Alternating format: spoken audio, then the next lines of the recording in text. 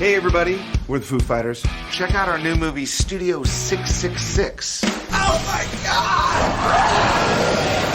God! Dude has got one flew over the cuckoo's nest crazy. Hell yes I did. Get ready to laugh, scream, and headbang in your popcorn. It's this place, man. What do? We go save it. Studio 666. Is the album almost done? Yeah, it's killer. Only in theaters. Now playing. Rated R. And who else do we have here? We got $5,900. We got Noble Patrick, Simon Condon, the gorgeous Pam McSee, Bob Burkins. How are you, buddy? Go 66. Boo. Jenny, how are you, gorgeous? Mr. Lurks-a-lot, thanks for coming on in. The gorgeous and talented Kira. Enzo, what's happening? M. Coons, it's been a while. How you doing? Jesse Peak, good to see you, buddy. As we continue on with roll call, the gorgeous Aunt Edna. Stephen Edmond, good to see you. Drew Morris, thanks for coming on in. And will we have enough time? Ed Clater's here, the Ed Clater. Hi, George Almaraz, how are you, man? Media Fox, good to see you. Steve Wolf, always a pleasure. As we continue on with roll call, we're going to have enough time. I think we are. All right, let's see. Terry Brown, nice to have you here. Reptilian, what's happening? What's going on? Jazzy Small, welcome to SOR Chat. And who else do we have here? I don't know. Maybe we won't make it. It was that birthday song. That's what killed it. The birthday song, but it was so worth it. All right, 15 seconds. Can we do it? Can we do it? Boom, to gorgeous Bama. And I think that might be about it because we're caught up. We made it. All right, favor time. Horns up. Let's rock.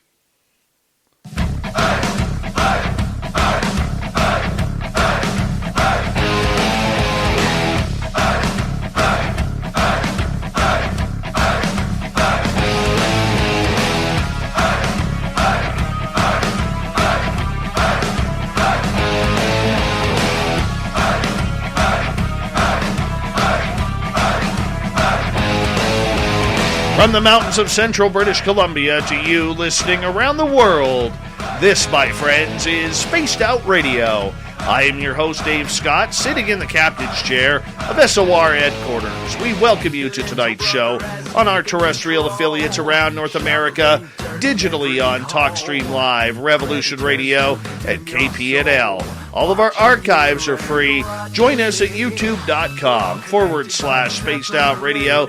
Do me the favor, hit that subscribe button. You can follow us on Twitter at Spaced Out Radio, Instagram at Spaced Out Radio Show, and on TikTok at Spaced Out Radio. Our website, spacedoutradio.com. We have a plethora of features for you. Rock out to Bumblefoot. Read Shirky Poo's Newswire. Check out our swag as well. Tonight's show is brought to you by Chive Charities.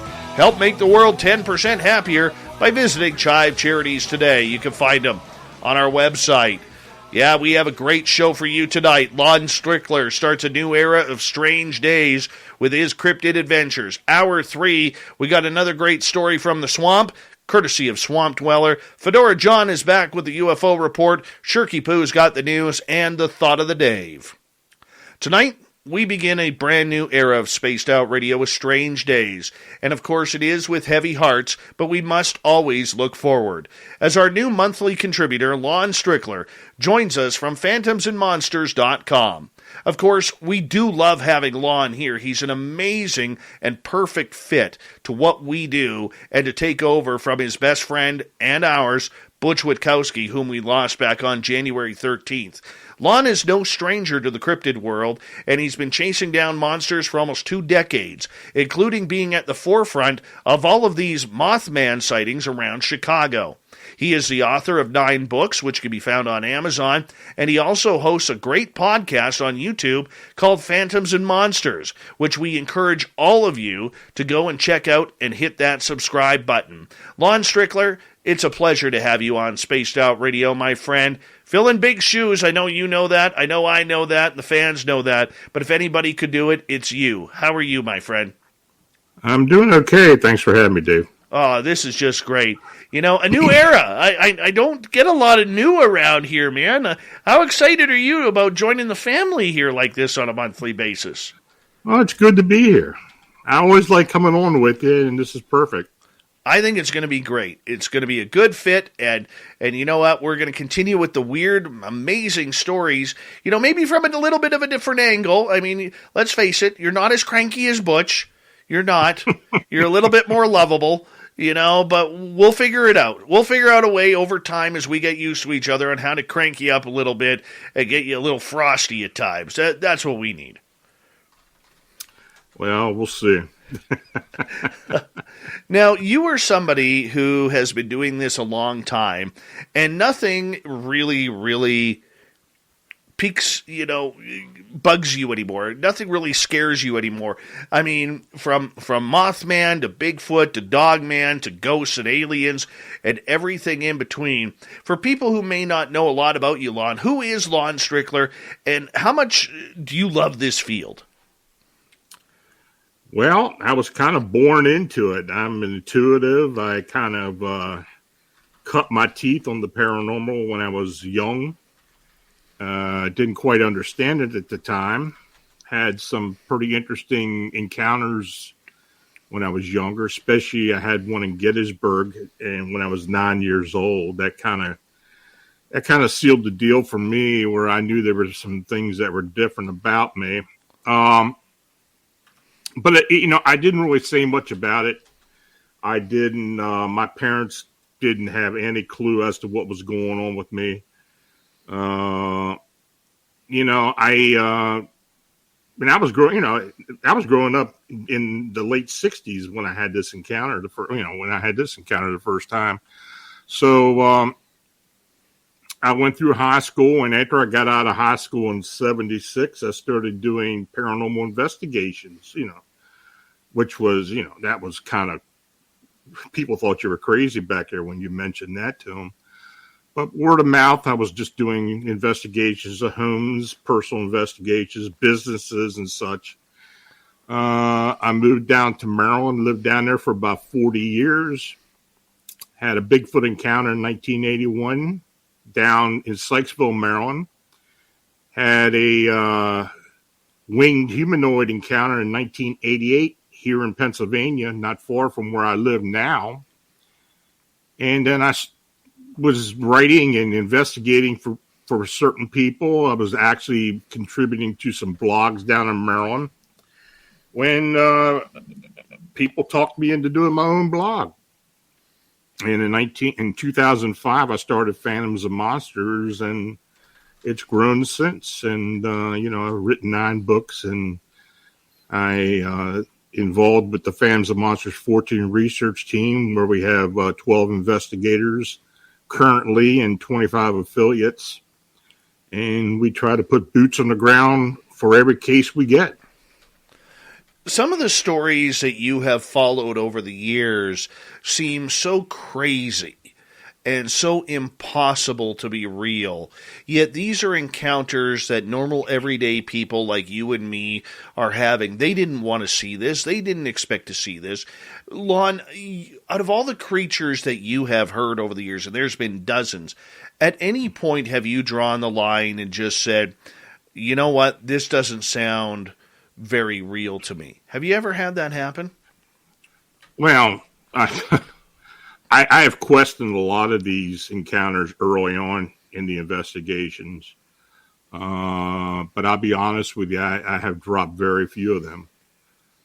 It seems as time goes on, you keep working at it, you keep going into it and start following up on things.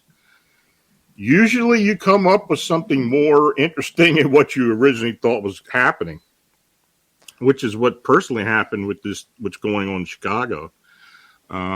We had no idea what was going on there. Would I be? And as time has, go ahead.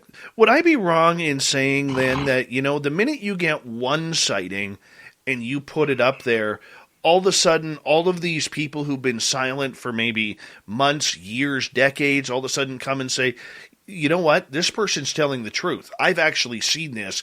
I didn't want to be loud about it. I thought it was my imagination. It's made me sick to my stomach over the years. Is that kind of how it works? Yeah. It's interesting because, like I said, I had this winged humanoid encounter in 1988. Had no idea what the hell I what I encountered, what I saw with two other people. I kind of likened it to the Mothman at Point Pleasant at the time, but it was different. And as time went on, I looked into the phenomena. Didn't really see a whole lot about it. Actually, I didn't go public with it for about 20 years later when I was on the blog. And when I did that, I started getting reports of people seeing the same thing on the same creek. Really? And then invariably, starting in 2011, and then more so starting in 2017, these sightings in Chicago, it turned out much of what we've been getting is very similar to what I had as far as the encounter. So, I mean, you explain that. I don't know. Was I predestined to get these reports to do work into this phenomena? I don't know, but it just seems that way. It does seem that way indeed. I mean, and this kind of goes back to my question that nothing really shocks you anymore because you've been there, you've done that, you've heard all of these wacky, crazy stories that you've got multiple reports on. Out of all the creatures that you have dealt with over the years, and I know you're big on Mothman and the bipedal canines, but is there one out there that you just look at and you're like, how the hell could this thing be real? How could people be seeing this? Well, you just mentioned those two, and those two are probably the most unbelievable, to be honest with you. I wouldn't want to come up, in front of one of those canines. I mean, I just, just from the descriptions that we get from witnesses, I wouldn't want to encounter one of these things. And, I mean, I don't mind. I'd see one at a distance, but I wouldn't want to be up close to it. It's not necessarily that they're aggressive, but they stand their ground, and they're quite frightening. I mean, just from what the descriptions we got. And but I'm honestly, you think about the big three, with the Bigfoot, upright canines, the winged humanoids.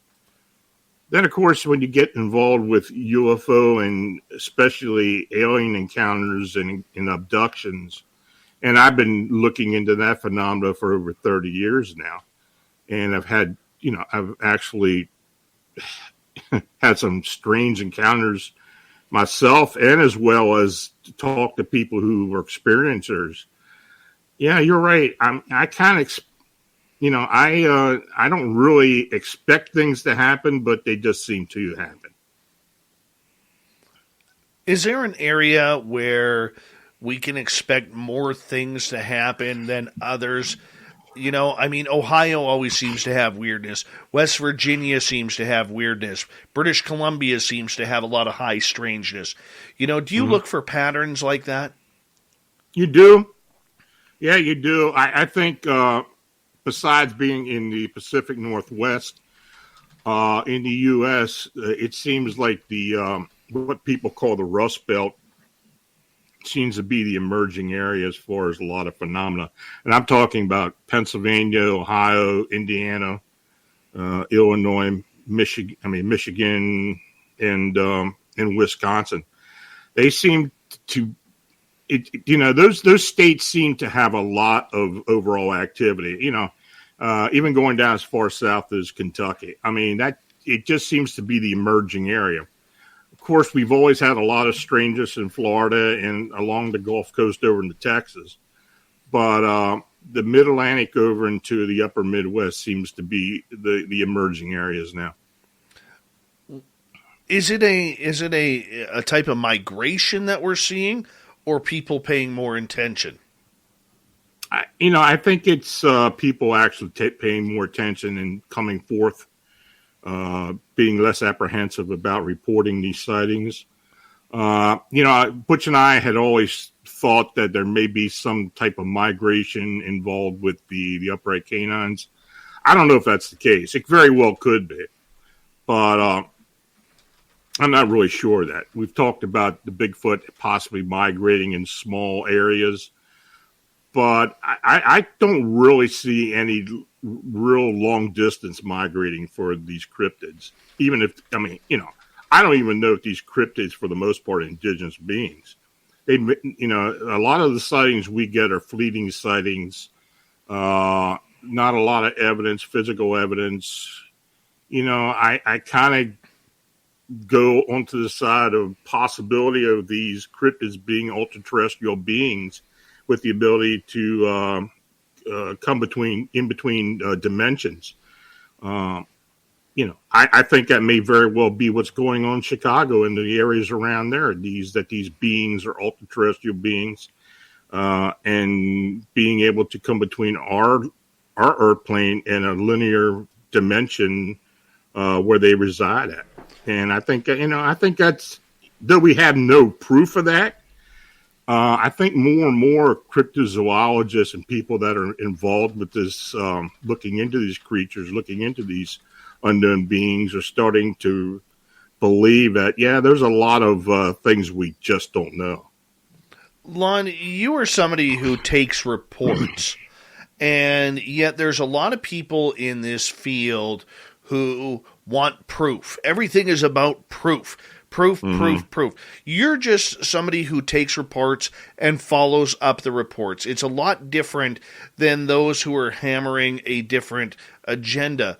For those who may not understand, and your critics who are out there will say, well, Lon never has proof. He just takes these reports. What's the difference between what you do and what other people are doing?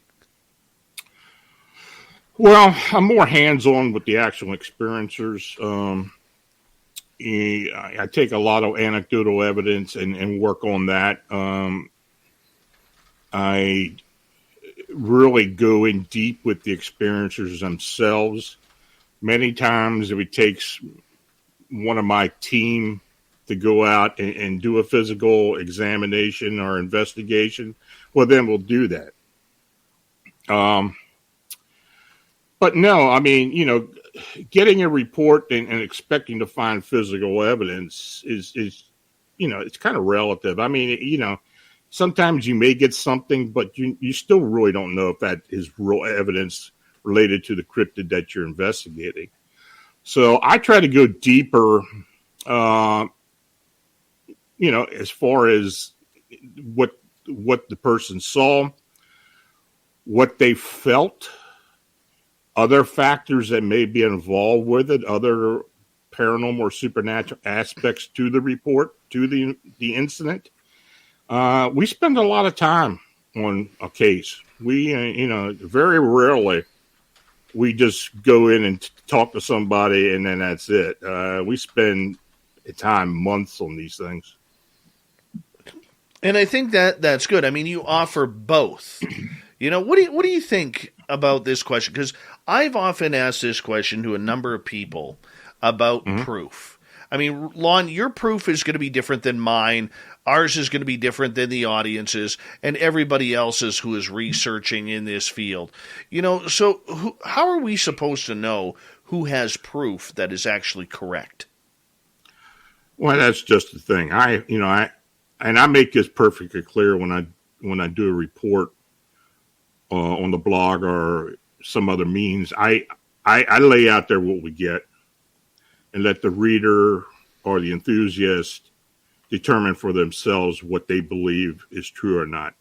I can give some direction. I can give my own theories, but I think it's more important that the people reading the report get their own determination as to what it is. I mean, their theory may be 100% different than mine. I mean, that's fine. I don't care. That's fine with me. But I don't fudge on what I get. I put it all out there and let them determine what it is. That's basically the way we go about our investigations with our team. You're just reporting the story. This is what's come to you. This is what you're putting out there. It sounds like it could be legit. We vetted that it's an actual human being who is writing this. And look, we're leaving it up to you, the audience, the reader, or whomever. Yeah. Yeah, and I feel that's the best way of doing things. I mean, sure, we get some physical evidence, we're going to present that, photographs or whatever, even if we do have actual physical evidence. But that just very, very rarely happens. And you have to get a rapport with the people who are the experiencers, and talk to them, not just once, not just twice, continually talk to them if there are any questions or any discrepancies. See how they make the report, see if they expound on the report, and go from there. And, especially with what we've been doing in Chicago, there's been 3 of us who've been looking into this exclusively. We put it out there. Everything we get, we put out there and let everybody, take the evidence, take whatever we've gotten and make their own determination. You have, over the last couple of decades, built quite a following regarding your research. Why do you think these people have jumped on the Lon Strickler bandwagon regarding phantoms and monsters? I have no idea. No, I don't know. I guess, that's a hard question to answer. I just try to be real, and I think maybe some people appreciate that. If they contact me and ask a question, I'll tell them what I think about it. I'm not above doing that. That's why I'm trying to expand on the Phantoms and Monsters brand, especially with YouTube and a few other things. We got a few things coming up. I'm going to try to make these cases more accessible to the public, and hopefully, people will be able to see more and more as we go along. I've always asked you what's your favorite ones to cover, your favorite monsters, but I've never asked you the opposite of that. What reports are you like, come on, like, this is just, I'm so sick of these. Oh, God, I don't know. I'm really not a UFO guy. That was Butch's ilk.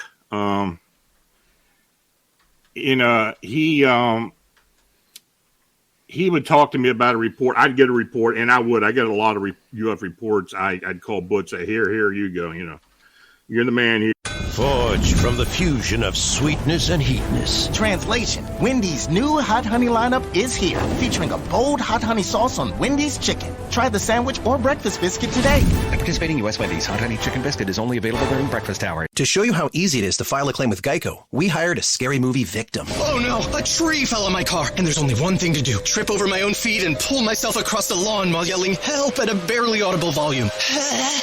Sorry to interrupt, but you filed a claim with Geico, so you've got a designated claims team to help you. This Geico sounds suspiciously reassuring. Are you sure I don't end up getting surprised with an unexpected twist? Just that your Geico team will always be there to keep you updated. No! What is it? Oh, nothing. I just didn't see that coming. Geico. Great service without all the drama. Gary, you look into this thing. I'm not really into UFOs. I probably will be from now on because I took over U4 Cop. So, we're going to be doing this as a team, for what Butch did. Try to anyway. It's going to be not that easy to do, but and Butch, as time went on, after Butch and I met, he became more interested in cryptids, and of course, he blamed me for that, but he went ahead and did it anyway. And he got into the upright canines. That was just his niche, and he went along with it. But no, I think the UFO phenomenon is probably the one that, I just don't really understand the whole UFO phenomenon, what it is, other than a bunch of lights, and how can you determine unless you've got a craft runs right in front of you and the little green men come out. I get a lot of the alien reports, a lot of the abductions and such as that. But as far as craft go and what this phenomenon is, that hasn't really been my thing, but it probably will be from here on out. You know what? For me, it's ghosts. Oh man, cannot stand. Like, I love the ghosts. I love the topic. I love going out there. But for me, Butch, it's the people of the paranormal have killed it for me.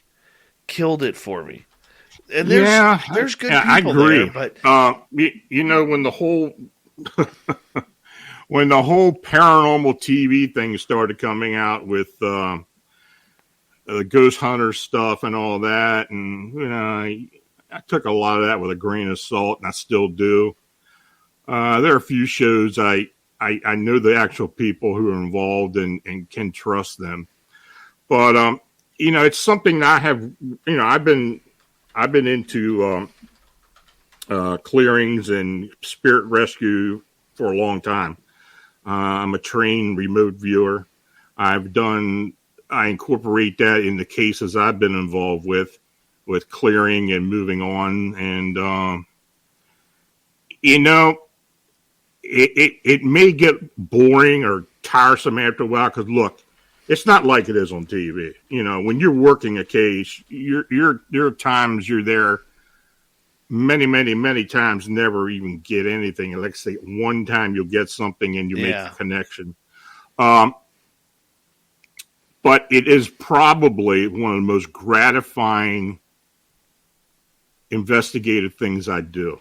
When you're able to clear a home, remove an entity, and to know that you've helped somebody. Lon Strickler's Strange Days on Spaced Out Radio. He's from phantomsandmonsters.com. We're going to get into some Phantoms and Monster stories when we return on Spaced Out Radio.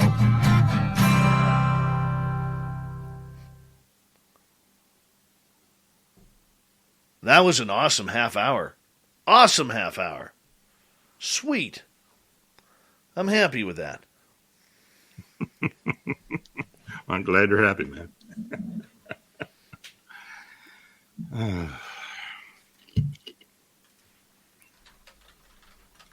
See, for me, it's the ghost hunters themselves.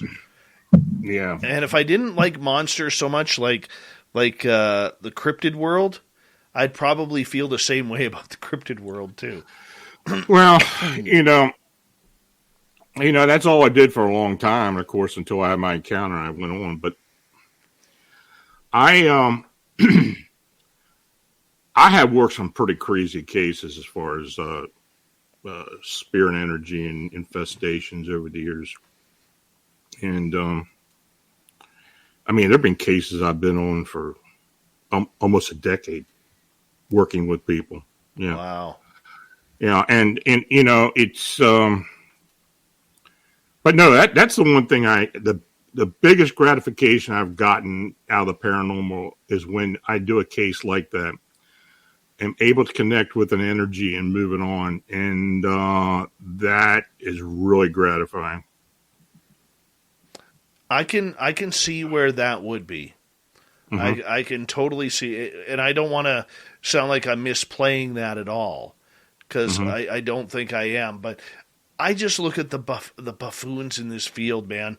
Like, like I like to make fun of it like this. Like when I go to a team's website and I see there's always this guy. Yeah. The team skeptic, he's always posed like this. Like, yeah. Come on. Immediately right there, I know, no, this isn't a team I'm bringing on. Yeah. I'll be honest with you. I am hesitant bringing team paranormal ghost hunters on my show too. I really am. And the reason why, and I'll be honest with you, I can really tell when they're bullshitting. Oh yeah. Oh yeah. I can pick it up. And when I started doing radio early on, and Eric and Sean will tell you, I would just, if I knew they were full of it, I would just cut off and let those two take it, because I would tell them, look, I can't stand any more of this. It's crazy. Well, I learned early on in 2015 when we weren't even a year old, mm-hmm. and it seemed like every time I had a scheduling problem, 9 times out of 10, it was a UFO, a paranormal team who stated that they were coming on, and then all of a sudden, like come showtime, couldn't get a hold of them. Happens all the time. Yeah. Happens all the time, and I don't know why it is, but that's true. I don't know why that is, but that's true. Yeah. Happens to me, too. Yeah, so I stopped. Yeah. Yeah. Yeah, that's the God's honest truth. You're telling the truth there, because I don't know. Yeah. So, and honestly, I do bring some people on that are talking ghost hunting and clearing and stuff, and that's when the gremlins start showing up in the radio show too, because I have all kinds of technical problems, and a lot. I kind of attribute that to me, because that happens to me when I have done some shows in the past with other people. You know, when I was a guest on shows. So, yeah. Oh yeah, it's I just don't do that. Oh, awesome comment of the night. Does Lon have an OnlyFans? I'd sub for sure.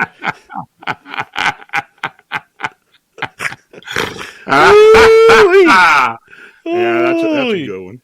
That is awesome. That is awesome. That's funny.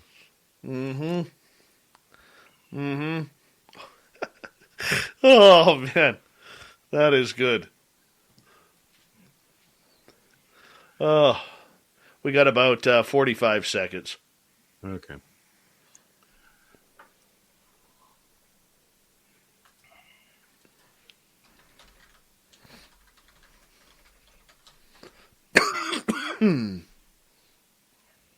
Want to say a big thank you to Tim and Ed for the awesome super chats tonight.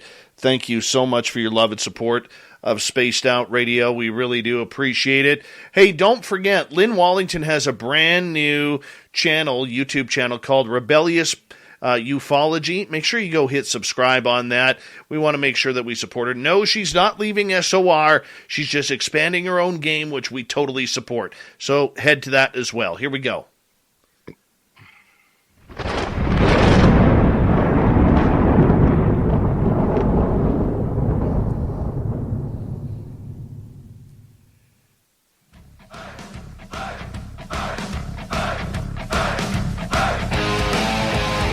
Second half hour of Spaced Out Radio is now underway. My name is Dave Scott. Thank you so much for taking the time to join us. We really do appreciate it. Want to remind you that if you've missed portions of this show or others, do us a favor and check out our free archives at youtube.com/Spaced Out Radio. Do me the favor, hit that subscribe button. Our website is spacedoutradio.com. We have a plethora of features for you. Rock out to Bumblefoot, read Shirky Poo's News Wire, check out our swag as well. Follow us on Twitter at Spaced Out Radio, Instagram at Spaced Out Radio Show, as well as on TikTok at Spaced Out Radio. We continue on tonight with Strange Days from phantomsandmonsters.com. Lon Strickler is here, and we're going to start talking some monsters right off the bat. Lon, welcome back. Yeah, thanks for having me, Dave. You recently... Great to be here. Oh, we love it when you're here, man. Absolutely love it.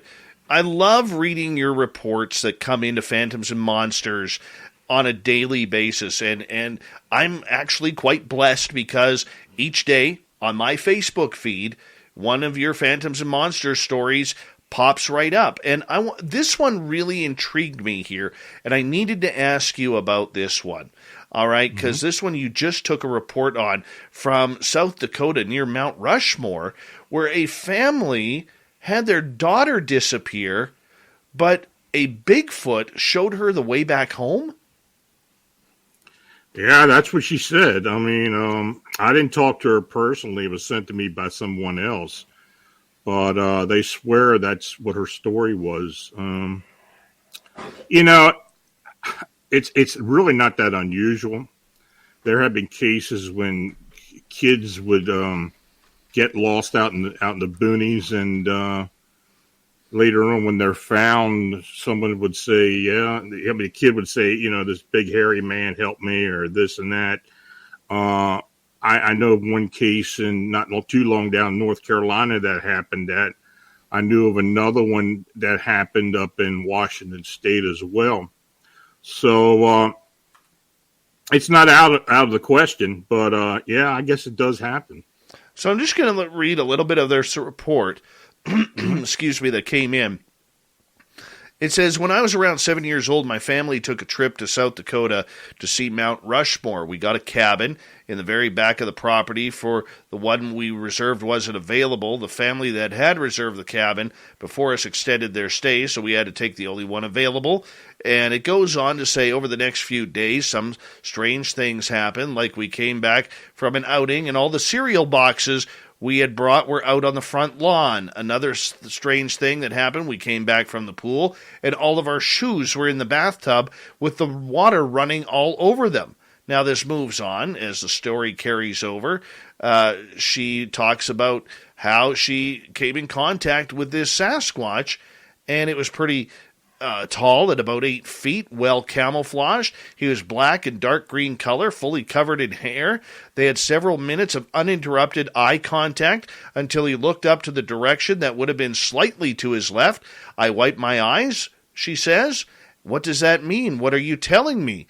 He looked down at me and raised his arm and pointed in the same direction, like that was the direction she was supposed to go. I mean, when you hear something like that, Lon, I mean, as a child, how would you not be, frightened out of your life and be able to just take direction from a Sasquatch?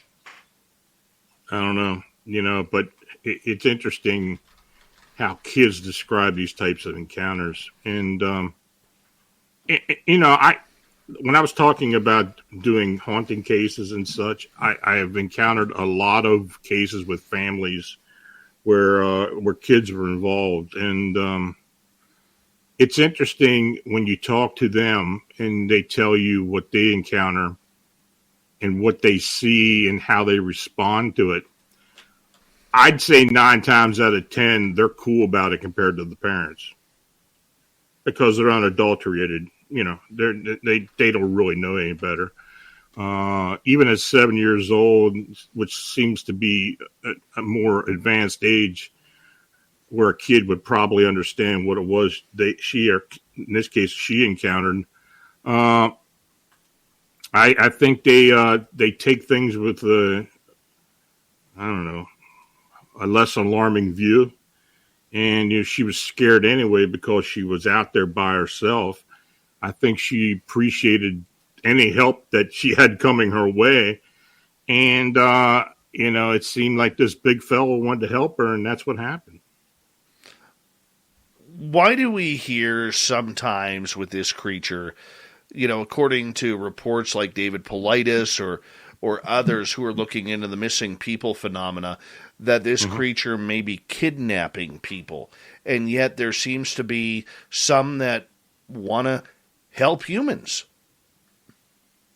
I've had several cases where they've helped humans. I had a case in New Mexico not too long ago where a indigenous lady was telling me about an encounter she had when she was just a kid. She was home by herself, and she was supposed to stay in the house, but she went out, and she was barefoot walking outside the house. There was an old store behind their house, and she used to go up there and play on the porch. And as she was up there, she stepped on a huge splinter and got in her foot. And as she was sitting there crying, wondering what she was going to do, this Bigfoot must have heard her and kind of come up to her and helped her. He actually picked her up and carried her back to the house and set her on the steps and took back off back into the brush. But she told me that she didn't know how to tell her parents about what had happened.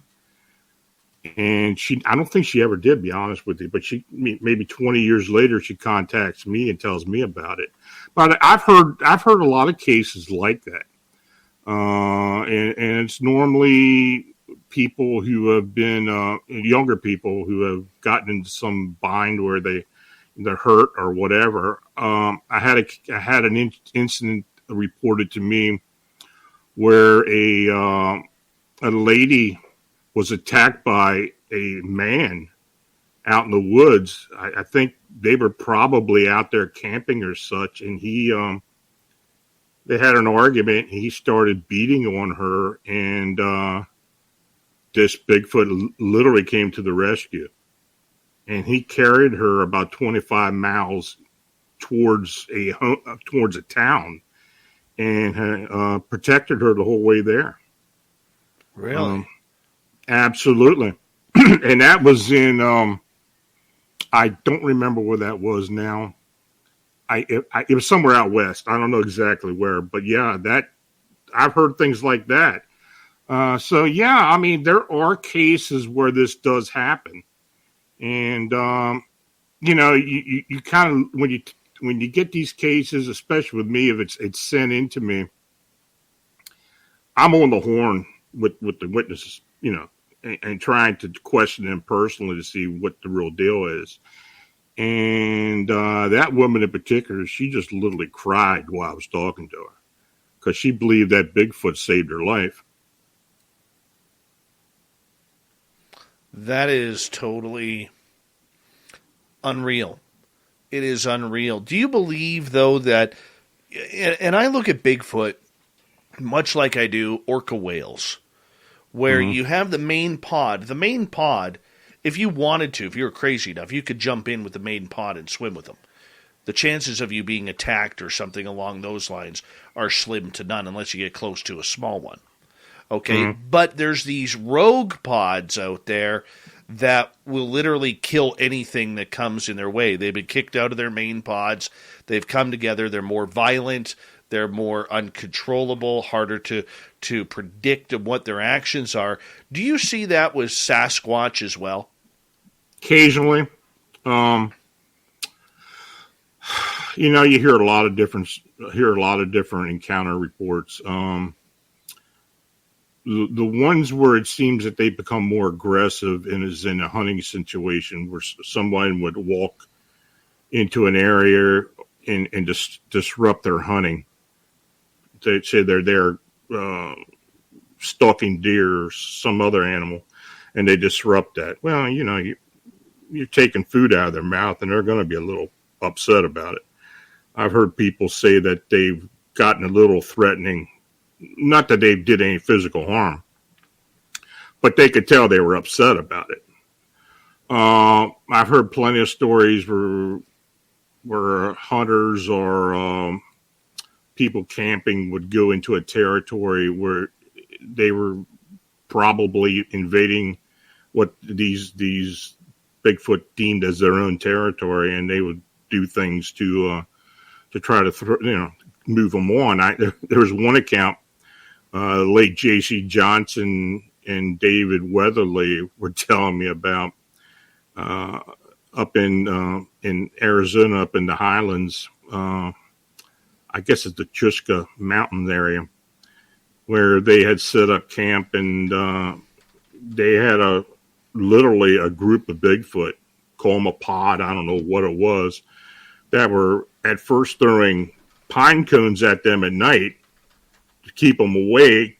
I guess when they didn't respond, they started throwing stones and branches at them, at the tents, until JC walked out with an AK, and I think that would stopped it. He didn't shoot at anything, but I just don't think you got enough sleep at night. But no, yeah, David told me the story as well, so it does happen.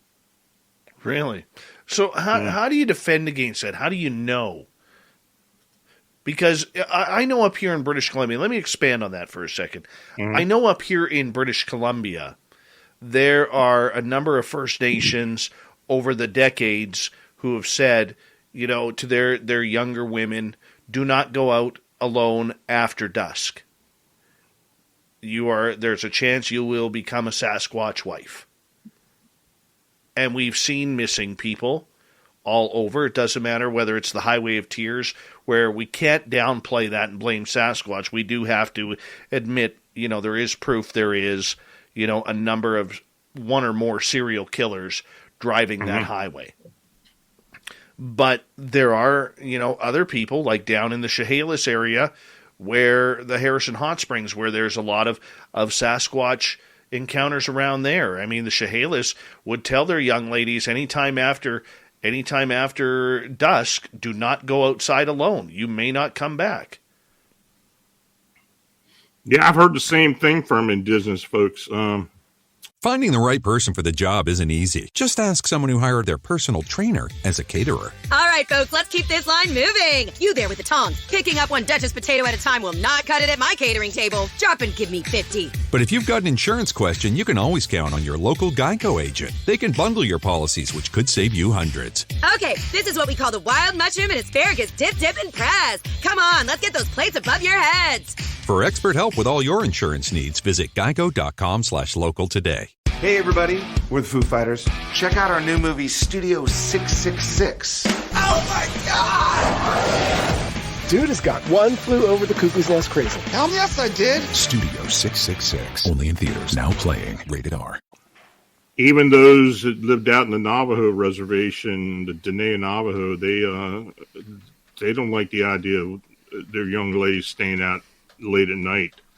But I have heard, in British Columbia and the Highway Tiers, I do believe some of those cases could have very well been Sasquatch abductions. I was told by a First Nations friend of mine that they believe that about 20 to 25, maybe 30% of them have been Sasquatch related. Now, very well could be. And once again, when we say that, we're not downplaying the severity of the horrific atrocities to First Nations women up there. We're not at all. We're just going by what we have been told, what I have been told by First Nations friends in this area and where I used to live. Yeah, I think many of us folks who investigate Bigfoot will hear these stories where and it's mostly First Nations will tell you about this, that they believe that one of their young ladies was abducted and taken hostage or whatever. Because I'll be honest with you, I don't know maybe one instance where a woman came back and said that she was actually taken by one of these things. I mean, do you think they're taken and either killed or kept with them forever or what? I don't know. But many of them do believe that's the case. No, I totally agree with you. I mean, we just don't know. That's the problem. Mm-hmm. We just don't know as we move on. Let's go to another story here. You had a story come out just yesterday about some sort of aquatic creature at Cabo San Lucas. See, Lon, this is another reason why I tell my listeners, don't go into the ocean. All right? This is what happens. You go into the ocean, something out there, whether it's a great white, a bull shark, sea monsters that are green and slimy, are going to come get you, and it's not going to be a good day. Yeah, that instance there, that came directly from the witness himself. He was down in Cabo several years ago at a bachelor party for his brother-in-law, I think. I don't know, whoever it was, but they got all tanked up and decided they were going to go out on a fishing charter. And as he was sobering up, they were out. I don't know how far they were out, but they must have been out pretty far. And he saw this thing, and then he made the reference as to the Hoovelman picture and description of this being from many, many decades ago. And some of the older cases too of something very similar. He said it was kind of greenish in color. The head was sticking out, and the fins were out above the water. I think it could have very possibly been a manta ray. But to be honest with you, normally they're in large pods or schools when they start moving. So I don't know if there was a rogue manta ray or what it was, but he seemed to think it wasn't. He seemed to think it was something different. So I don't know what he encountered, what he saw. See, I agree with Bad Comic Reviews in our chat room here. The ocean is full of sea roaches and things that eat people. There's just no reason to go into the ocean. No reason whatsoever. You just die. Everything wants to kill you or eat you. It doesn't matter how big or small. It's just out there to kill. That's it. You know? I don't get it. Yeah. Well, we get a few strange ones, mermaid tails and other things out there, and very rarely we get a killer creature. But when we get into some of the older accounts of the from the old sea captains and sailors and the attack by the kraken and other things like that, some of those are pretty interesting. I think a lot of them are embellished, but there are big things out there we don't know about, I think. Oh, yeah. Well, did you ever hear the story a number of years ago about the Disneyland cruise line that had a sea monster collide with it? And apparently it had the body of a whale with the head like an alligator, and it was the guy who saw it had been part of that crew for a number of years. He was quite a leader. And he was just happened to be outside for a cigarette, and he said it was about 50 feet long, and he'd seen all sorts of whales over his time at sea, and this was nothing like he ever saw before. I mean, this is the kind of stuff, Lon, that just, I'm going to be honest with you, it keeps me up at night. It keeps me up at night. Lon, I'm going to tell you, I don't even go to Universal Studios because when you take the tour and you got to drive through the Jaws section, and Jaws comes up to try and grab you, that's a giant nope for me. That's nope. Not my bag. Nope. Just not there. Just stay away from the ocean, people. I think Lon agrees with me. Stay away from the ocean. Nothing good comes out of the ocean. All right? And let's continue on here. I want to get one more in here before we go to the hour. We got about 4 minutes left. This report from a few days ago about a dark, blurry figure in Pembrokeshire, Wales. Mm-hmm. What happened there? I don't know what they saw. There were 3 sightings of something that had been crossing a nearby highway in this town in Pembrokeshire in southern Wales. I don't know what it was. Was it a spirit energy, or was it what people call a shadow person? Was it even a cryptid? I don't know. But I went back and tried to index other similar sightings, but I couldn't find anything from that area. So there really wasn't an explanation as to what it was. But, these things come in multiples many times. And I kind of believe it was probably a shadow being for whatever reason that was showing up, some type of residual. Though it was in different parts of the road. One was north of town, one was south of town. So. When you hear of reports like that, I mean, you have enough paranormal experience to figure out whether that would be a spirit that was caught or whether that was some sort of different type of deity or entity. What do you think? I think it was probably residual energy, something that just had the right conditions to where it was seen. It does happen. I live near Gettysburg Battlefield. You get a lot of the sightings on the battlefield are residual. In other words, it's almost like the energy is imprinted on the location, the geography, and it just keeps showing up here and there. It doesn't show up all the time. If the conditions are right, it usually will show up. And I've seen several apparitions that have shown up at different times for years out there. And, it's funny because they had one out there around a cannon, which was up off of Hex Mill Road. And I've seen that thing before. I'd seen that thing 10 years ago. And, they're making a big deal out of it in the press. But it's a Southern artillery soldier that keeps showing up where in these these cannons are not the actual cannons, but it shows up where the artillery were set up at. It was actually part of General Rhodes' artillery in the CSA. So, it does show up, and that happens a lot out there. It really does. And, the hauntings are a lot more frequent than what we think, aren't they?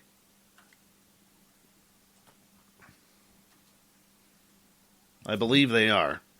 Can't hear you, Dave. Oh, I'm sorry. The hauntings are a lot more frequent than what we think, aren't they? Oh yeah. Especially there. I mean, you got a town there that was just inundated with a lot of tragedy. Everything's imprinted, and it's everywhere. But honestly, even in the town I live in now, it's an area I grew up when I was a kid. Hauntings are pretty pervasive. So, yeah. What makes a haunting, to use your word, as we got about 40 seconds here, pervasive and uncomfortable? Well, it's especially if it's an earthbound. It doesn't know why it's there. The energy doesn't know why it's there. It's not residual. And it tries to get the attention of whoever's there. And in the process of getting the attention, it makes noises and does things where it scares the individual. And that's basically a haunting. That's usually what happens in those cases. Well, Lon, I'm going to get you to hold on right there because we are going to go to break here at the top of the hour. Strange Days with Lon Strickler from phantomsandmonsters.com is continuing here tonight. Lon is, of course, an author of 9 books. They can all be found on Amazon. We highly suggest that you check them on out and add them to your library. And, of course, more monster stories along with your questions when we return with Lon Strickler for hour number 2 of Spaced Out Radio next.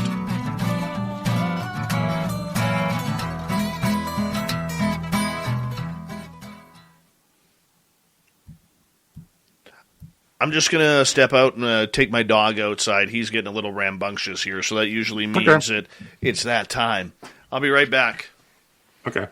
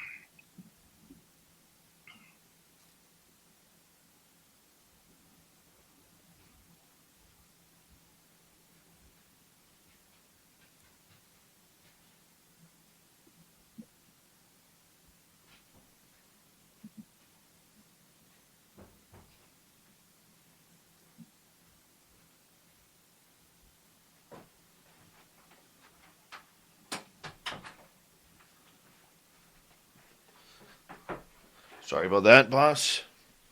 All right. Dog took longer than I thought. All right. Hi, Joey, Matthew Anderson. Thanks for coming on in. Sensational Sherry, thanks for joining us. And who else is new that's popped on in here in the last few seconds? The gorgeous Stephanie Jackson just got home from the gym. Yeah, I'm tired just that you worked out. I'm beat now. Oh, that was a good workout. Good, solid workout. All right. Thank you, Michael Gutierrez, for an awesome super chat, along with Ed and Tim. Thank you so much. The super chat is a wonderful way to support what we do on this show on a nightly basis, so thank you so much. Really appreciate it. And we're having a good time tonight with Lon Strickler. Hey, don't forget, everybody, Lynn Wallington is expanding her little franchise. Yeah, she's going to continue on with Spaced Out Weekends, and she also has her brand new channel called Rebellious Ufology. I highly suggest that you go on over and click subscribe on that. I will grab the link here for you, because we all love Lynn, and she needs our love over there too. And let me grab it here for you. Here's her link. It's in the chat room right now. Greatly appreciate if you all subscribe to that, and I'll put up the link to Canada's Great Unknown as well. If you wouldn't mind hitting up my new channel, I would appreciate it. Here we go.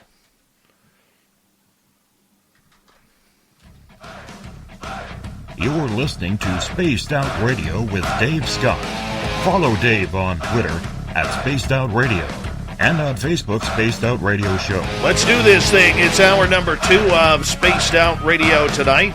My name is Dave Scott. Thank you so much for taking the time to go and join us. We really do appreciate earning your listening ears wherever you are on this beautiful planet we call Earth. Hi to everyone listening in on our terrestrial affiliates around North America, digitally on TalkStream Live, Revolution Radio, and KPNL. All of our archives are free. Join us at youtube.com/Spaced Out Radio. Do old Davey the favor, hit that subscribe button. The Desert Clam has set the password for tonight in the SOR Space Travelers Club, and the password is Ukraine. Ukraine is your password. Use it wisely, Space Travelers, as the Clam sets the password each and every night right here on Spaced Out Radio. Our website is spacedoutradio.com. We have a plethora of features for you, including rocking out to Bumblefoot, reading Shirky Poo's Newswire, checking out our swag as well. Follow us on Twitter at Spaced Out Radio, Instagram at Spaced Out Radio Show, and on TikTok at Spaced Out Radio. We continue on tonight with Strange Days with Lon Strickler. Yes, he is taking over the Monday slot, as we love to have Lon around here and filling in for the big shoes left by the departed Butch Witkowski. Lon's website is phantomsandmonsters.com. He is one of the best when it comes to taking reports of all things strange. Lon, welcome back. Hey, Dave. Great to be here. We should also mention, Lon has 9 books out, 9 of them. You can get them all on Amazon. They're great to add for your own personal cryptid collection as well. And so, Lon, you know what? We're going through a bunch of these stories, man, that you have on phantomsandmonsters.com, and some of them are absolutely incredible. And I know that you're not, you take these reports and you kind of let people understand and figure them out for yourselves. But this one really, really got to me recently, man, because we have heard so much about this, whether or not there are giants in the Kandahar province of Afghanistan. You actually got a report on one. Yeah, that that story has been going around for a long time. It was in the Kandahar province where I don't know exactly why this patrol was out there, but they swear that they encountered this huge red-haired giant that literally killed one of the soldiers with a spear. The image that I have on the website, on the blog, was from a piece of art of the incident. I've seen several renditions of it, but apparently when this occurred, no, not now. That sounds like it's gonna cost you. I know what to do. I'm going to CashNetUSA.com. I can apply in minutes, get an instant decision, and if approved, I could have the money in my account as soon as the same business day. When you need money fast, be the hero. Go to CashNetUSA.com to apply for the money you need now. The exact timing as to when your loan funds will be available will be determined by your banking institution. Today, what business needs most is creativity. So let's create AI with integrity, not bias. Security that hunts for threats in the wild. Cloud management that requires less management. And new ways for business to do business. Let's create, at scale, right now, together. Let's prototype. Let's tweak. Let's test. Let's adapt. Let's create something that changes everything. IBM. Let's create. Learn more at IBM.com. After he had killed a soldier, the rest of the patrol took him down, shot him, killed him. And they called in a helicopter that dropped a huge pallet down. They put this thing on the pallet, lifted it up, and took off. I haven't really heard anything else beyond that. What I will tell you is that I've had a lot of strange reports come out of Afghanistan over the years. That Kandahar province in particular, some of the northeastern provinces. There were up in the mountains. There have been a few things that people have seen, even upright canines. So yeah, been some pretty strange stories out of there. Did you ever hear Jody Cook from the North American Dog Band Project's report on these Anubis type of dogmen that were all with armor and with these scythe-like swords? I've heard it. Yeah. That report came in from a gentleman who was listening to this show with Jody on it. And then it followed up with another report from someone else who was confirming the original report. And it wouldn't surprise me. It's interesting. A lot of times when we get these reports of canine creatures, a lot of them have to do with the Anubis, looking like the Anubis deity. the jackal deity from Egypt, Egyptian lore. I don't know why that is. Is it a relic? Is it, something dimensional? I don't know. But, that reference does come up at times. Wow. Why do you think there's giants still in the middle of nowhere in Afghanistan? I don't know. I'm not really into the giant lore. I mean, there have been a lot of claims over time, even here in the United States. It's interesting when you get a bunch of soldiers mention something about it and swear they took this thing out and that it actually killed one of their comrades. That makes it a little more believable. I don't know how to take a lot of these giant incidents as being fact. Many times there seem to be contrived, but I don't know. I mean, if I ever see evidence to where I believe it's true, yeah, I'll look into it. But, to this point, I really haven't seen a whole lot. All right, let's move on to some questions here as they're starting to compile here for us. Let's start off with Nicola here. Lon, since you do a lot of paranormal, ghosts, and evil things, have you ever had an attachment? Mm-hmm. I actually had an attachment removed not long ago. It was something that was attached to me back in the 80s from a case I did. It was a female entity. I didn't know anything about it. And one of my team saw it on me. She's psychic and very intuitive. And I carried this thing for almost 35 years. And she removed it. And it was almost like, I tell you, after she removed it, it was just like I deflated. I was gone for 24 hours. I couldn't even move. I sat in my chair for 24 hours, couldn't do anything. So she definitely did something. She definitely removed something. But yeah, she explained it to me and what it was. And yeah, it's something that I encountered many, many years ago that I didn't even know I picked anything up from it. It was a case I was involved with. How do you know if you have something attached to you? A lot of times you don't. I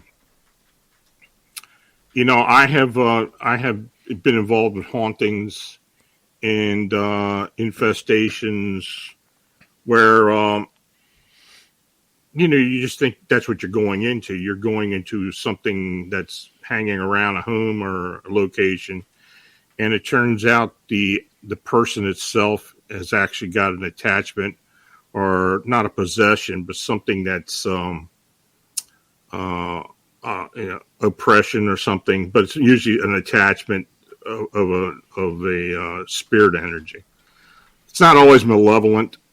In fact, very rarely it's malevolent. It's just something that has found you as a host. It's earthbound, and it has found its way to you. And if it's not bothering you, or you don't think it's bothering you, it's kind of hard to know that it's there unless somebody picks up on it or it starts causing issues, and then they may find out that's what it is. All right, let's go to 7 Ravenwolf. Lon, have you any knowledge of crystal cities under Mount Shasta or other places? You hear a lot about that. You hear about the Lemurian crystal cities and this and that. I don't know how to really take that. I know a few people who swear by it. I know a few other people who believe that there's a population of huge Bigfoot that live on Mount Shasta. But there are a lot of esoteric tales about the location. But yeah, that Crystal City is one of them. I don't necessarily know where or why that is part of the lore of the mountain, but I do know people that swear it's there. All right, let's go to Fairy Finder. Lon, have you ever murdered a monster? I'm happy to say I didn't. Have you ever gotten physical contact with one? No. All right, let's go to the Michael Leger, who is the creator of the gnome on my desk. And he is asking, Lon, what's your scariest encounter of all time? Probably the winged humanoid encounter. Yeah, that's probably... That was least understood at the time. It was kind of unexpected. We weren't really looking for it. And I know it scared the living crap out of my friend. I was probably more shocked than scared, but I really, after that happened, I got curious. I wanted to know what we were dealing with. But like I said, it's very similar to what people have been seeing in Chicago. That just still trips me out. Still trips me out. I'm curious in regards to the Mothman. We might as well get a quick update here. I mean, for a while there, these stories seem to come and go in ebb and flow. Has there been a lot of action with the sightings around the Mothman in Chicago recently? It's been pretty sparse, but we've had most of the sightings continue out at O'Hara. It's not as heavy as it has been, but I don't know what the reason is behind it. Is because of the weather and less people are noticing it.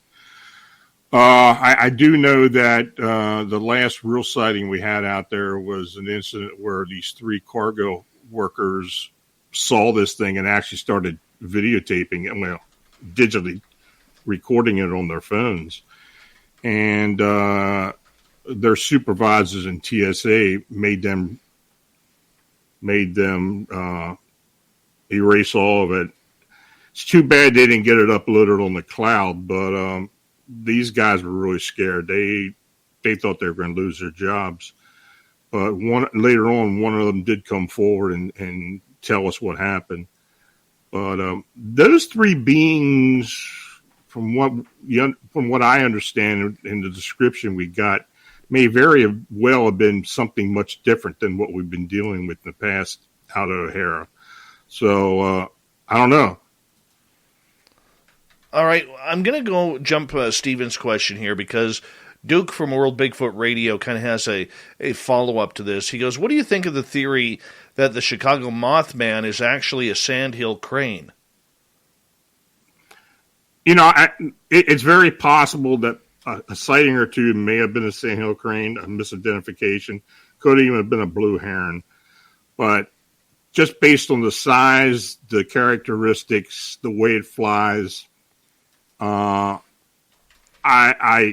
more than positive that these were not misidentifications for the most part. We've had over 140 sightings that we believe were legitimate, and if we have any inkling that it's an unidentified bird or something, we're not even going to report that. We're getting way too many reports, too many encounters, close encounters with these things, that there's no way they're birds. Have you ever seen a sandhill crane? Yes, I have. They're massive. Yeah, they are big. I didn't even know they existed. And one day we were up here checking out, we have this beautiful lake called Valentine Lake. It's got that crystal greenish blue water. Mm-hmm. And we came out of the campsite and we started going down the logging road because we were doing a little bit of investigation for Sasquatch. And we turned up this road beside the lake, and there were 2 of them standing there. And I was looking at them, and I'm like, what the hell are these things? Like, I couldn't believe a 6-foot bird standing there. Mm-hmm. And then when the wingspan is close to condor size, I mean, when these things took off, I mean, they look like a C5 Galaxy. It took them forever to get up into altitude. Yeah, they're big. And they also have a red ring around their eyes, too. The fact that their necks are so long and accounts for most of their height, and many times these wing structures that were reported are like membrane wings, like a bat or so. yeah, I don't think that's what people are seeing. But, you know, I will admit that maybe some of the sightings that we decided not to look into may have been sandhill crane or a blue heron. Right. All right, let's move on to Steven's question. Have you ever been pushed by a ghost? Yeah. I've had a few tussles with them. What's that like? Well, it's usually out of the blue, and usually it's from behind, but I've had them try to push me down a stair or two, or try to trip me up or something. But no, and you know, and I've witnessed people literally be pushed to the ground by these things. If it's malevolent enough, and it's trying, or even if it's trying to get your attention and doesn't know its own strength, it'll do that. But I have had a few encounters, and in fact, when I do a remote view, when I've done cases, especially overseas, I've done cases. I have literally had psychic attacks at long distance. So I mean, there have been times I had a laceration. I was doing a case and received a laceration from my sternum down to my belly button one time, and another psychic attack resulted in bruised ribs, in which I had to go to the hospital. Wow. Yeah. How do you explain that to the doctor? What happened? You don't. I was attacked by a ghost. Yeah, you don't. No that case, kidding. I didn't say a thing. I just said I fell. Yeah, no kidding. Yeah. No kidding whatsoever. All right, let's get to Gloria's question here. She would like to ask you, Lon, as we got about 5.5 minutes left before the break at the bottom of the hour, who or what do you think Indrid Cold is or was? That's an interesting story. The Woody Derenberger story. You know, his daughter swears that it happened. This being or man by the name of Indrid Cold came from another planet, had friends that accompanied him here, had a family that lived here with him. Her father had the encounter up in West Virginia of this being called Indrid Cold, the grinning man, that came out of a saucer-like craft that landed in front of him. I've had people in later years describe getting text messages and telephone calls from some people calling themselves Indrid Cold, though I don't know if it's true or not. I had one of these encounters happen in association with a winged humanoid sighting up in Hartwick, New York. An associate of mine actually went up there and investigated it, and there's a lot of strange things that went up to that house. But she swears she had 2 encounters with this winged humanoid and received a text and then a phone call when her caller ID came up, Indrid Cold. And when she answered the phone, the guy on the other side of the call, and this was like 10 minutes after her encounter, told her, "Do not tell anybody about your encounter." How do you explain that? I don't know. I mean, I have talked to Dr. Raymond Keller, who's a friend of mine. He's probably the most interesting ufologist I know of, and he's very, very into the subject. He believes Indrid Cold is real and actually still exists. So who knows what's going on with that? For people who may not be familiar with Indrid Cold, how would you describe this entity, ghost, alien, demonic? How would you describe it? Alien, extraterrestrial, ultra-terrestrial, anything. It could be all the above. I mean, I believe there's a possibility of some type of being who's calling himself Indrid Cold. Could it be a non-human? Yeah, sure. Absolutely. Yeah, I just don't know. I mean, do you think he's still around? Do you think he's still here? Personally, I don't know. I've had people tell me they believe he's here. People who have been involved with ufology since the 60s and before, who believe the whole story and the actual encounter and the subsequent encounters, and that this being may still be around, maybe still living among us. Some people believe it's a government agent.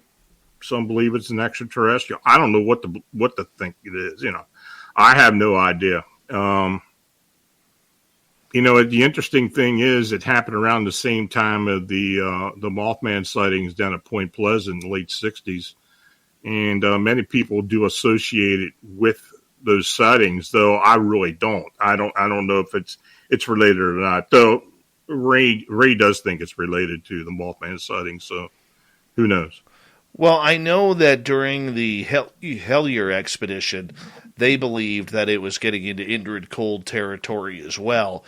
And I know Alan Greenfield, who's going to be a guest on this show, Secret Cipher UFO Knots, is also, believing that Indrid Cold exists as well. Mm-hmm. Yeah, I mean, it very well could be. I really don't know. All I can do is, report what's been told to me and what I've read and what I've found in research over the years. I really don't know what this being is. Well, I have one other question for you. We got about a minute left here. Mm-hmm.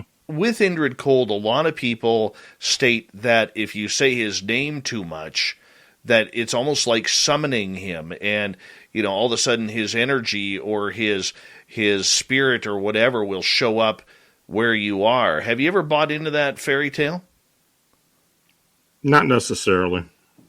I've talked about him a lot myself, and I've never had anything happen to me, or see anything. So I don't know. Maybe some people it has, but I don't know. Well, it was worth the shot. Okay. It was worth the shot. I had to ask.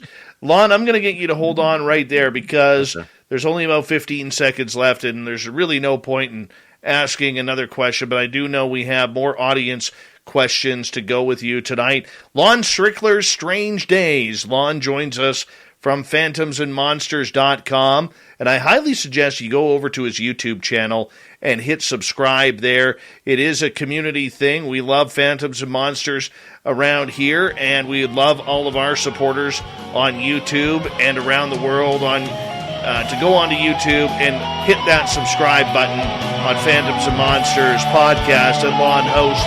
You can find 9 of his books on Amazon.com. Lon Strickler's Strange Days has the final half hour coming up right after this.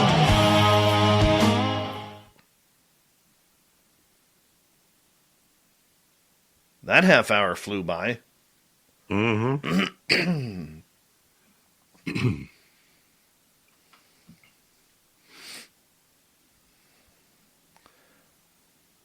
Mm-hmm.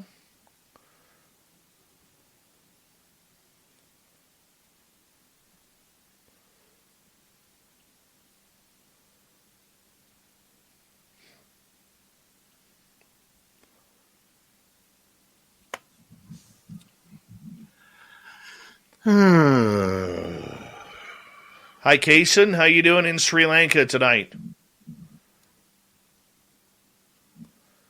All right. Brian, I'll get to your question in a little bit. And Steve, your question's up next. A few minutes to go, Lon, then you could get off to bed here.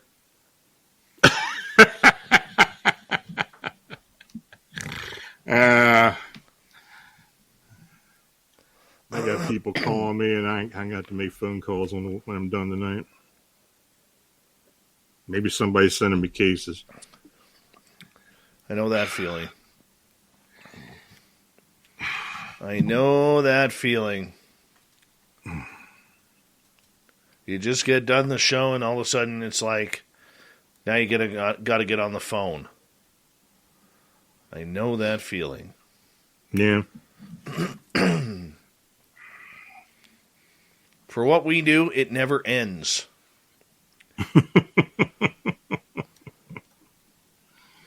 Yeah, it is. It you know, it's funny. Sometimes I'll be sitting here and there's nothing going. I was like, oh, what the hell? And then all of a sudden I get nailed. And I don't have enough time.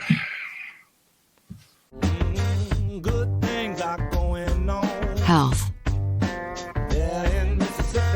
The importance of health. Blue Health. The experience of what it means to be healthy. Because taking care today leads to an even healthier tomorrow. Blue Cross and Blue Shield of Mississippi. It's good to be healthy.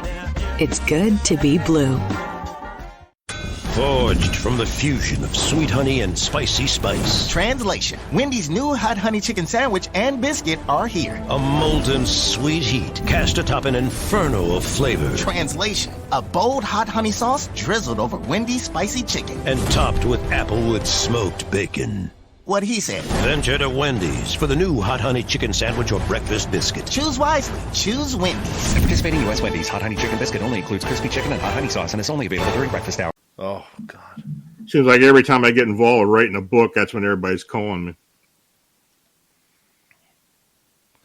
Dude, I fully get it. I fully get it.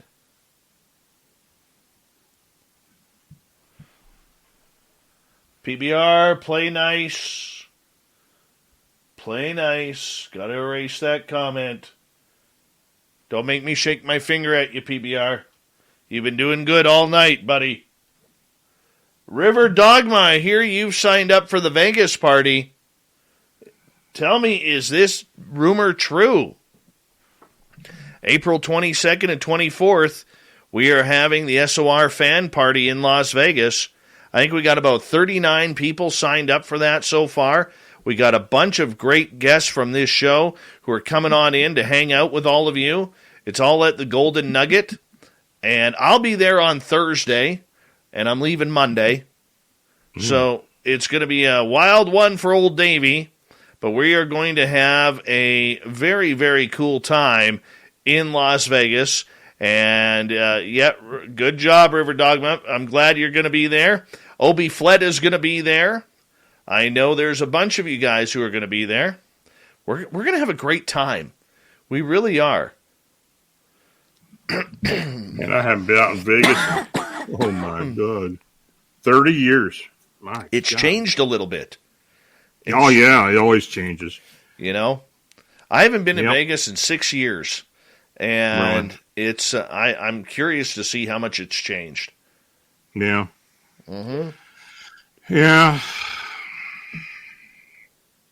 Yeah, it's been. I used to when I was steelworkers. I was working with the steelworkers. I was out there every couple of years and for conventions and stuff. Yep. And yeah, I agree. I agree. I used to go down every time Guns N' Roses had a residency. I was going down. They did that for a while, and damn it, then Axl brought the band back together. Well, at least half of them, which I don't mind, but kind of killed the fun.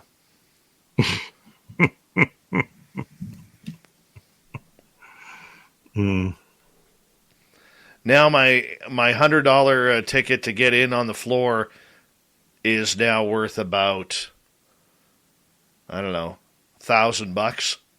Is it? Yeah. Yeah. Wow. Mm-hmm. Yeah, it would be interesting. I do look at some of the hotels that are going up, and it's completely different than what it was. Oh, for sure.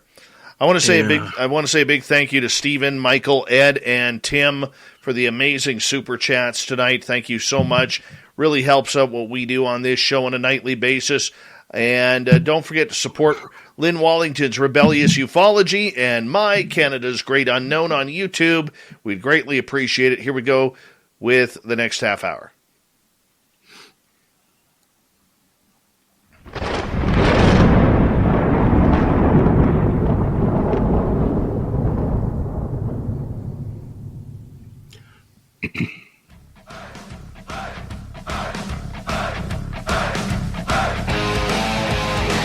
We pass the halfway point of Spaced Out Radio tonight. Good to have you all with us. My name is Dave Scott. Very much appreciate you tuning us on in. Want to remind you that if you have missed portions of this show or others, check out our free archives at youtube.com/Spaced Out Radio. Do old Davey the favor, hit that subscribe button. Our website is spacedoutradio.com. We have a plethora of features for you. Rock out to Bumblefoot, read Shirky Poo's Newswire, check out our swag as well. Follow us on Twitter at Spaced Out Radio, Instagram at Spaced Out Radio Show, and on TikTok at Spaced Out Radio. For the final time tonight, we introduce Lon Strickler from phantomsandmonsters.com. He's here as a monthly guest for Strange Days as we continue on with the new era of this part of the show, and we're always glad to have Lon here. You can find any of his books on Amazon. He's got 9 of them out there that he has written about all strange encounters and sightings. Lon, welcome back. Good to be here, Dave. Let's start off with Steve's question here. Have you seen a possession or an exorcism? I have been in the presence of 2 exorcisms where the Catholic rites were used by a priest. I witnessed that. That was interesting. It's not like you see on TV, but it's interesting nonetheless. I've had some cases where they weren't possessions, but they were pretty close to it. They were pretty malevolent attachments where we've had to work for several days to have them removed.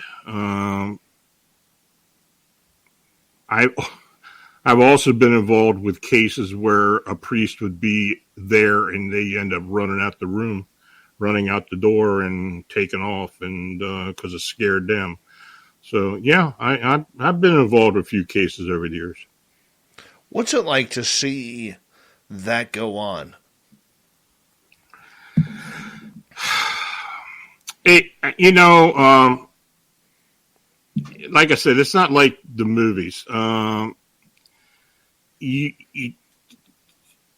look at the victim, the person who's possessed, the way they contort and do this and that, it's not necessarily something where it couldn't be, let's say, faked. But I believe, and look, I'm not a very religious person. I was basically there at request and was able to go there with a few other people and witness it. But it's interesting. It really is an interesting it's interesting to watch. But I'll be quite honest with you, as far as doing what they do, if I get a case where I think that is what's needed to remedy the situation, then I will have someone call someone in from the church. I mean, that's out of my realm. But no, I have seen it. Awesome. All right, let's move on to another question. This one from Brian. All the talk of Indrid Cold makes me wonder, Lon, what's your thoughts on Valiant Thor? Oh, I think it actually happened. I think this guy showed up. I don't think people knew who he was.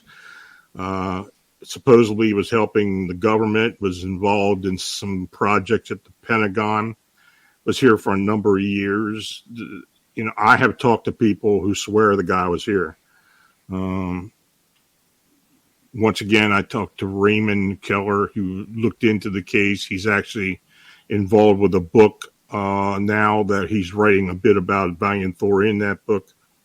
I think there's a lot of truth. There may be some truth to it. Was he extraterrestrial? I don't know. Could have been. So you're still not convinced he was from Venus? Well, that's what they say. Raymond Keller, Dr. Raymond Keller, he's the expert on Venus, but he believes it was a true thing. So I'm going to go by what he says. All right. Supernor wants to know if you have any knowledge of light beings. Now, when you say light beings, what does that refer to? Does that refer to spirits, or? I think that's where Supernor is going. Yeah. Oh, yeah. I mean, and there's a lot of degrees of what you want to call light beings or spirits or entities, energy. It's all energy,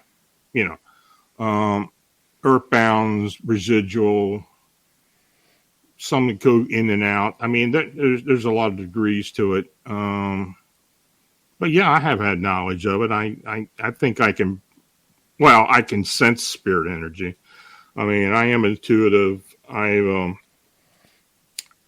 It's interesting when I come across spirit energy, I start seeing colors, it's bizarre. I know, but I start seeing certain colors that I recognize as spirit energy within my midst, and that's when I can usually tell there's something around me.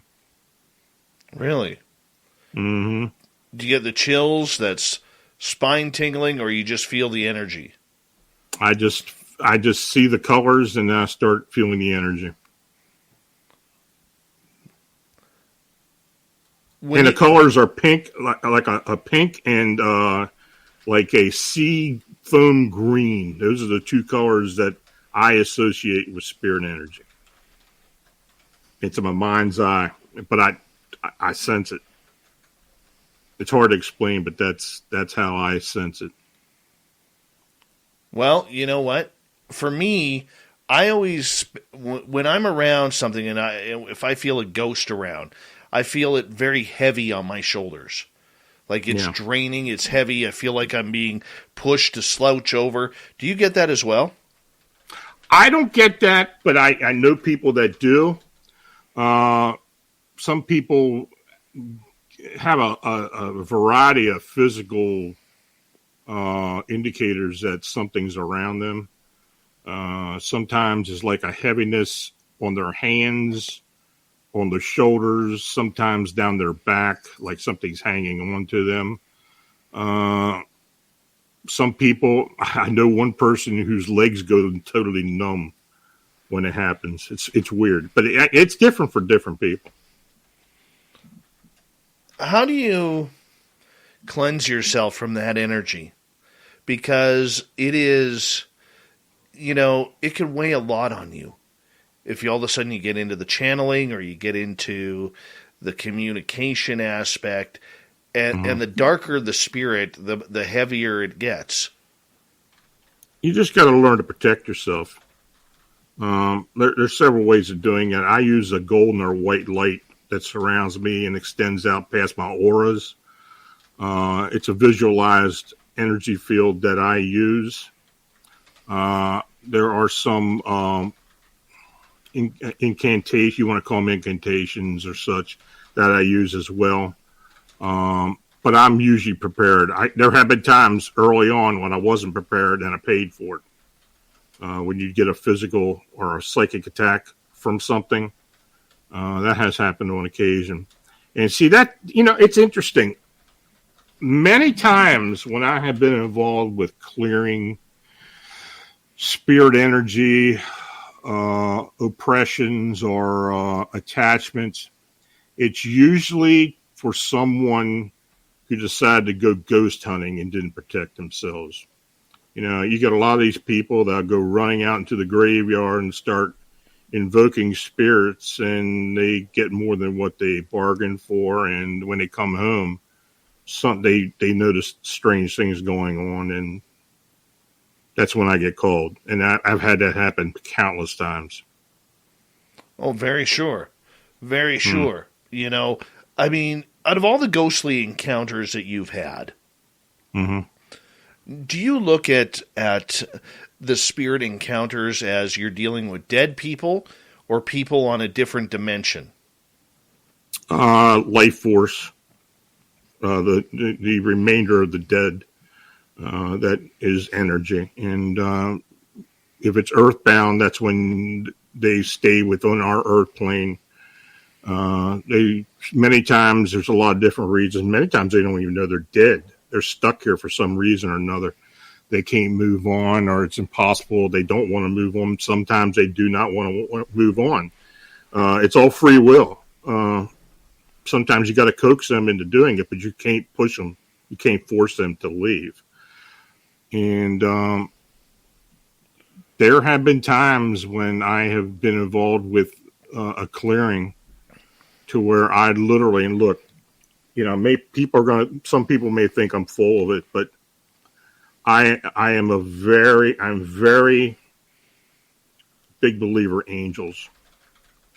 And I have used angels to clear. And that's normally what is invoked by me to help move these energies into the next level. Now, where they take them, I don't exactly know. I've got theories, but yeah, that's what I sense when I'm doing a clearing. And like I told you earlier, I mean, it is when you do that and when you help someone like that, that's probably the best feeling you're ever going to get. What's your opinion on Ouija boards? Oh, I stay away from them like the plague. I had an encounter with one of those things when I was in high school, and they're bad. I mean, and for the most part, the reason they're bad is people use these things and don't clear them. And whatever is there, whatever shows up, a lot of time attaches to the board. I had, I'll tell you the story if you want me to, but I was in high school. I was at a party at a friend's house, and they had the Ouija board out. I'm sitting on the sofa, and there's a bunch of people in front of me on the coffee table playing with this Ouija board, and there was one guy across from me who I was watching, and this guy was looking at me like, I mean, he was watching me and giving me the evil eye. I mean, I didn't know what was going on. I kept watching. Now, I wasn't using the board. But all of a sudden, this guy jumped over the table and attacked me. And when they started pulling him off of me, he calmed down and said he didn't know what happened to him. So, okay, well, he apologized and everything. But as we were sitting there, just talking, not using the board, we started noticing the planchette on this board starting rising into the air. No. Yeah, and a bunch of high school kids were in this club basement. We all run to the other side of the room by the bar. It must have been about 15 of us. And this planchette was hovering above the board about 3 foot. And we're just watching this thing. Everybody's freaking out.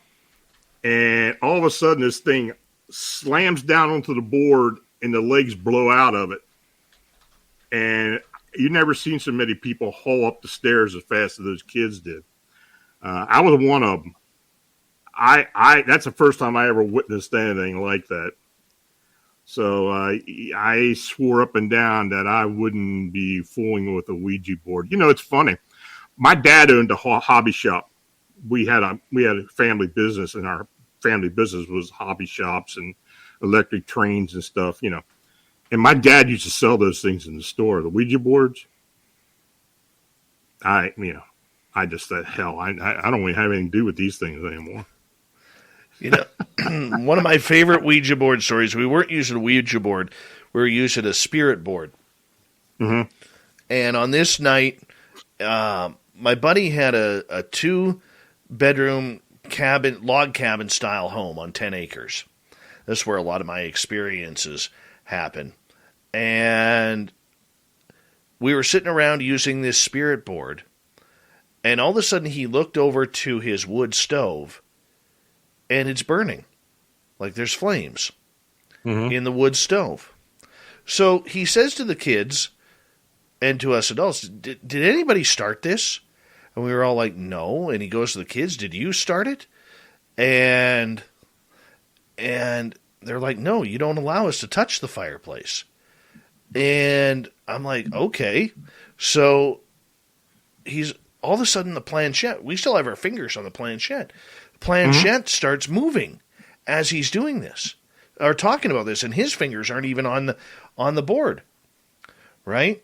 And so here I am, and his fiance at the time looks down at the board and says, "Did you start the fire in the fireplace?" It goes to yes, right?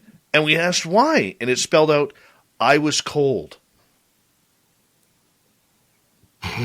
That fireplace, it was 10:30 at night. That fireplace hadn't been lit since 9:30 that morning. Wow. And here we were. Yeah, some of the Ouija and spirit board stories are pretty bizarre, but there's a lot of them. There's something about those boards. Absolutely. Yeah.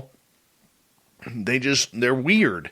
Would I use one again? Yes. I don't see a difference between them or pendulums or my magic 8-ball that I have right here. I don't really see. And trust me, the last couple of weeks, and Super Duke from World Bigfoot Radio, he can attest to this. We've actually had to smudge this recently because it was giving real negative answers. Oh, yeah? Real negative answers. And we actually smudged it a couple times to get it going and get the engine back started. But, I mean, hey, you got to do what you got to do. I don't recommend any type of divination unless you know what the hell you're doing and what the consequences are. But yeah, there's just something about Ouija boards. I had enough that one time, and I've heard way too many stories involving them that, that's just not for me. No, I don't get it. I don't get it at all, my friend. I don't get it at all. I try, but, it is what it is. I would be remiss in not having a Strange Days without talking, as we got about 6 minutes left, with you about some dogman bipedal canines. Any new cases around those? Yeah, we're involved with one right now. We got a call from a family in outside of Akron, Ohio, that had been dealing with this for the past decade or longer, about 12 years. In fact, it was a case that was written by Linda Godfrey in one of her books years ago. American Werewolf, I think the book was. And anyway, the sightings have continued on since then, and really nobody... Hi, I'm Randy, and this is Dave. We're the founders of Bombas, the most comfortable socks in the history of feet. So comfortable, we sold and donated millions of pairs. To sell and donate a lot of socks, we became obsessed with comfort. We reinvented the sock from the ground up, adding comfort innovations along the way. It worked. People tried them, loved them, told their friends about them. Helping us sell and donate millions of pairs. Try them now at bombas.com/comfy and get 20% off your first order. That's BOMBAS.com/comfy.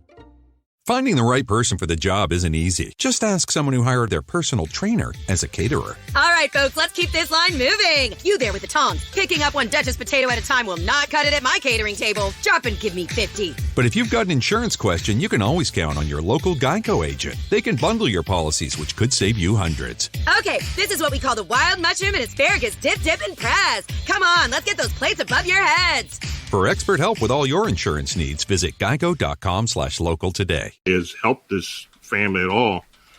So, and there were some sightings nearby there years ago. So, we've been talking with this witness for the past 2 weeks, but it's interesting. When my team started getting involved with this case, they sensed, and I have a couple psychics who are on my team, and the witness didn't tell us that they were having spirit activity in the house, pretty serious spirit activity. And there's one individual on my team, she picked up on it. So we're going to take care of that first. Incrementally, we're going to get that taken care of before we start working with the upright canines. But yeah, there's this stuff's going on. And from what we're being told, these things are not good beings. Really? There's some evil involved with it here, from what we understand, and we'll see. I mean, and I'll keep keeping up on it. I'm putting updates. I did put the initial story up on the blog, but I will be putting updates as we go along. But I'm just like any case, it's extreme confidentiality, no actual locations, but yeah, hopefully we can get this resolved for them, but it's going to take some work. No, it is going to take some work, and I could just imagine how tough that is. I mean, when you have that much evil or demonic entities coming at one person, I mean, how do you even protect them? Well, like with any case where you've got malevolent energies in location, you've got to, first of all, find out what they've been doing over the years that has been exasperating the activity. And apparently this client of ours has somehow locked in this being into this home. The being is a previous owner. And I believe this previous owner had encounters with these upright canines as well, and that they were aware of it. So we're looking into a little bit different here.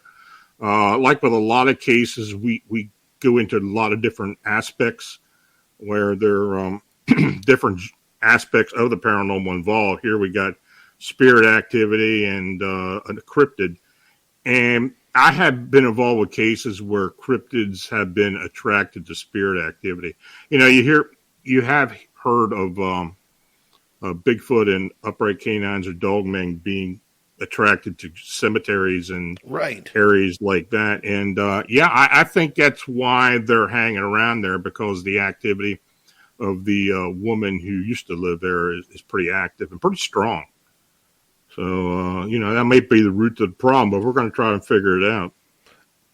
In regards to Sasquatch Dogman hanging out at cemeteries, do you think that they are almost protecting the spirits? Could be. Yeah, it could be. I mean, I think they're attracted to it for some reason. Is it anything to do with protection? I really don't know. But they do seem to be attracted to these areas. Is it because people show up and they're fascinated by the people being at the location? I don't know if that's it or not. But I have had several incidents reported to me at cemeteries where people have seen these things along the edges. My goodness. My friend, we have 90 seconds left. That's it. In your first Strange Days. Very impressive. Very impressive tonight, Lon Strickler. Thank you so much for being here with our audience. Well, I'm glad to do it. And, of course, we all miss Butch. Butch and I were together. Well, we were together for many years, and we did a lot of cases together. And I will miss him, but, I'm more than happy to take the reins on this, and I appreciate you asking me. Do me a favor, 1 minute to go. Tell everybody where they can find Phantoms and Monsters on YouTube, website, and your books. Yeah, you just go to phantomsandmonsters.com. That's the blog. We do a daily update on cases and sightings and reports. The radio show is Phantoms and Monsters Radio. Just put Phantoms and Monsters into the search. It'll come right up. It used to be Arcane Radio, but we've rebranded, and we're doing some improvements there.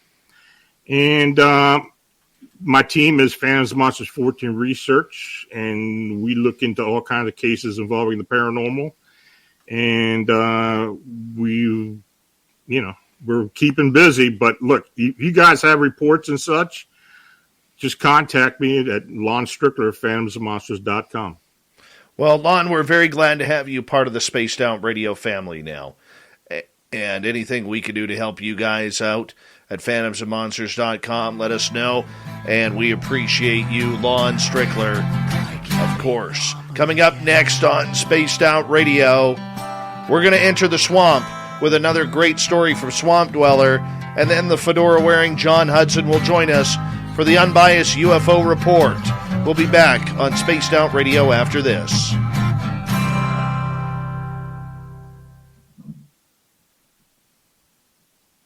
Great job, Lon. Great job. Okay, Dave. You were fantastic. And we'll do this again in a month from now. Okay. Keep in touch. I will. I do have to talk to you about next month. I'm not sure if we'll actually have a show. I am flying home from San Francisco and UFO Con, and it all depends how quickly I get out of the airport in order to make it home for showtime. But I'll let you know, okay? Okay. No problem. All right, buddy. Take it easy. You too. Bye-bye. All right. Let us wait for the fedora-wearing John Hudson. Cecil, how you doing? Or is it Cecil?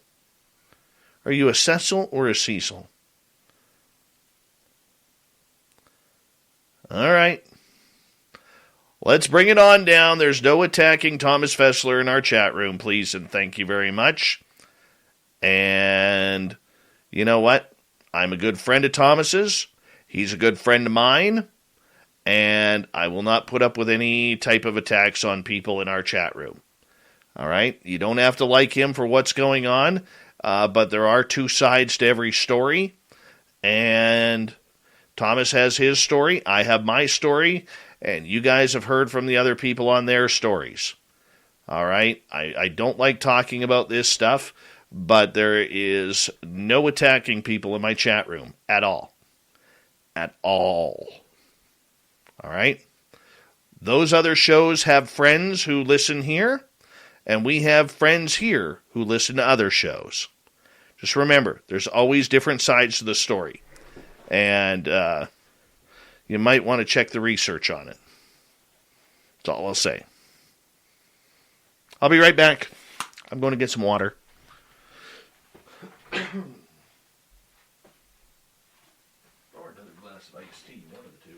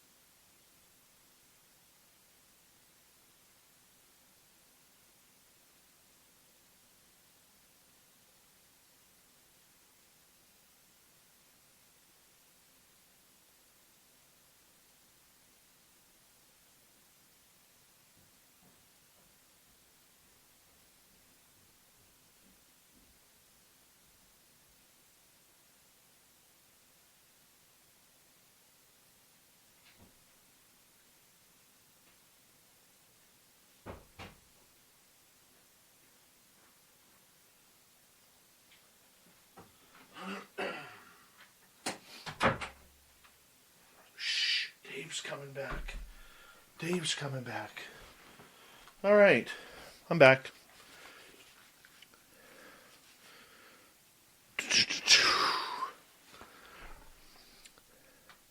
Yeah, you can still insult Justin Trudeau, of course. Bombshell bomber, of course. That's allowed.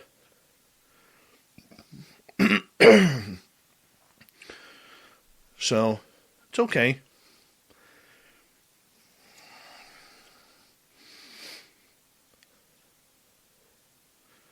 That's okay. We're all good. Kaysen, did you have a good chat with my chair? Just curious.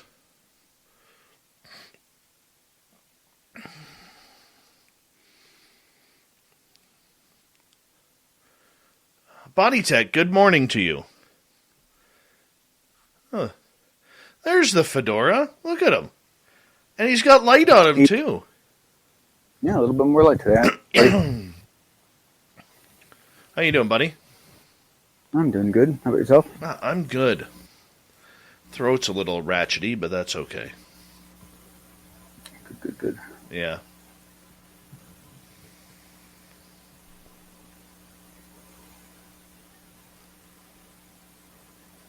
Got about 30 seconds here, John. Cool. Did you find that story I was telling you about? Yeah, no, actually, I almost was late because I got sucked into that interview that Cambria. It was actually really good. I was really enjoying it. Something I realized. Yeah. All right, hold on a second here. We're going to go in 10 seconds. John, I'm going to mute you.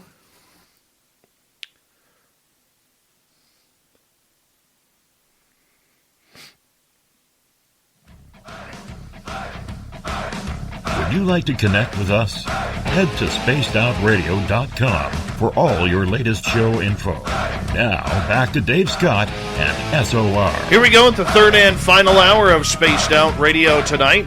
My name is Dave Scott. Thank you so much for taking the time to join us. We really do appreciate earning your listening ears wherever you are on this beautiful planet we call Earth. Hi to everyone listening in on our terrestrial affiliates around North America and digitally on TalkStream Live, Revolution Radio, and KPNL. All of our archives are free. Join us at youtube.com/Spaced Out Radio. Just do old Davey the favor, hit that subscribe button. The Desert Clam has set the password for tonight in the SOR Space Travelers Club. Kabotched. Kabotched is your password. Use it wisely, Space Travelers, as the Clam sets the password each and every night right here on Spaced Out Radio. Our website is spacedoutradio.com. We have a plethora of features for you, including rocking out to Bumblefoot, reading Shirky Poo's Newswire. Check out our swag as well. Follow us on Twitter at Spaced Out Radio, Instagram at Spaced Out Radio Show, and now on TikTok at Spaced Out Radio. It is that time of the night once again where we head into the swamp, get deep, dark, and dastardly with the man they call the Swamp Dweller. Hi, Spaced Out Radio listeners. This is Swamp Dweller. It's time for your nightly dose of spookiness on the show. If you have an interesting encounter or a spooky story that you would like to share, be sure to submit them in at swampdweller.net. You can also find our YouTube channel at youtube.com/swampdwellerreads. Now, let's chill out, relax, and together, let's enter the swamp. So my name is Colton, and I'm a regular guy from a regular small town, and I'm a family man. The year is March of 2020. The entire nation was going through a very unusual, odd, and what could be characterized as downright scary time. I doubt that I need to go into what I'm talking about. I will just say that the word lockdown is no longer a term used just for prisons, even though that's kind of what it felt like at times. My story starts maybe 10 days into the initial lockdown. Let me start by saying that I live in a very conservative state. We have very few restrictions on firearms or your ability to use them. Our state has what is commonly referred to as the Castle Doctrine, which in a nutshell means if you are on my property and I deem you as a threat, I am within my rights to use deadly force to protect myself, my family, or my property. I will also mention that we have one of the lowest violent crime percentages in the nation, which is why I choose to raise my family here. The reason that I note that before anything else is to impress you on the feeling of safety I have felt here my entire life. Not being safe in my home, or even my own town, has never crossed my mind, That is, until about 3 weeks ago. So it was a Friday night. I would say that it was any normal Friday night, but that was not the case. After 9 p.m. there is nothing, and I mean nothing. Not a car, not a bike, not a person, heck, no noise at all. It's like The Walking Dead minus the zombies. This night we had broken out the board games and Clue was the decided upon game. About 25 minutes into the game, my 16-year-old son bumps my shoulder and asked, "Hey Pop, did you hear that?" I replied, "Hear what, son?" He said that he heard something like a tapping sound, but between me, him, and his 2 sisters and Mom, there was quite a bit of talking and laughing going on. Our house is 2 stories. The family area is in the basement level, which is where we were. Upstairs is the front door and the entry of 3 bedrooms. Maybe 5 minutes later, I hear the same sound that my son was talking about. He says, "See, Dad, look, there it is again." I told him that this time I heard it too, and that I would go up and have a look. I went up the stairs and started towards the front door when I heard a very loud knock. It was like a pounding more than anything. It was coming from the front door, so I decided to go check it out. I stopped in my tracks for a few seconds as I noticed the upstairs lights are off and it is quite dark, even though I know I left them on before I went downstairs. I decided to peek through my blinds to see who was there. My front porch light was tripped, so I knew something had to be there, but I could see absolutely nothing. I do have a security system that has a front door camera, so I retreated downstairs and grabbed my tablet to have a look at what triggered my light and pounded my door. I went back 10 minutes to about the time my son heard the first noise, fully expecting to see some kids messing around. The light came on and the camera recorded the tapping sound, but there was absolutely nothing visually there. The light goes off after 60 seconds of no movement. A few minutes later, the light again comes on and the system again recorded the tapping, but still, there was nothing there. 3 minutes later, the system is once again activated, and this time the pounding is happening again and again. But there is again nothing visually there to clue me in as to what is happening. I thought maybe there was an issue with the video, so I activated all 6 cameras and ran a diagnostic. Everything was seemingly running perfect. My son asked me if he could try something. I said sure and handed the tablet over. He reminded me that these cameras do have a night vision capability. He rewound the video, and then he put on the night vision setting. 2 seconds before the light came on, the camera caught a disturbing image. It was a shape that was kind of transparent and moved without touching the ground, as if it was floating.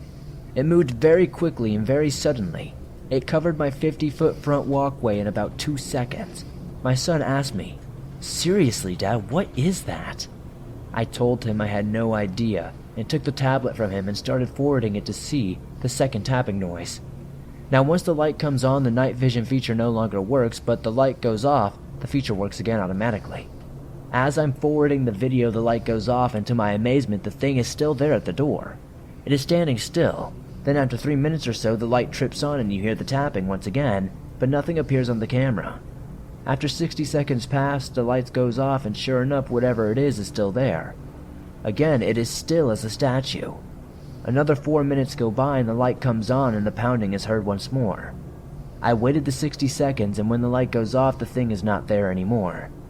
I then activate all 6 cameras on the live feed and put on the night vision setting.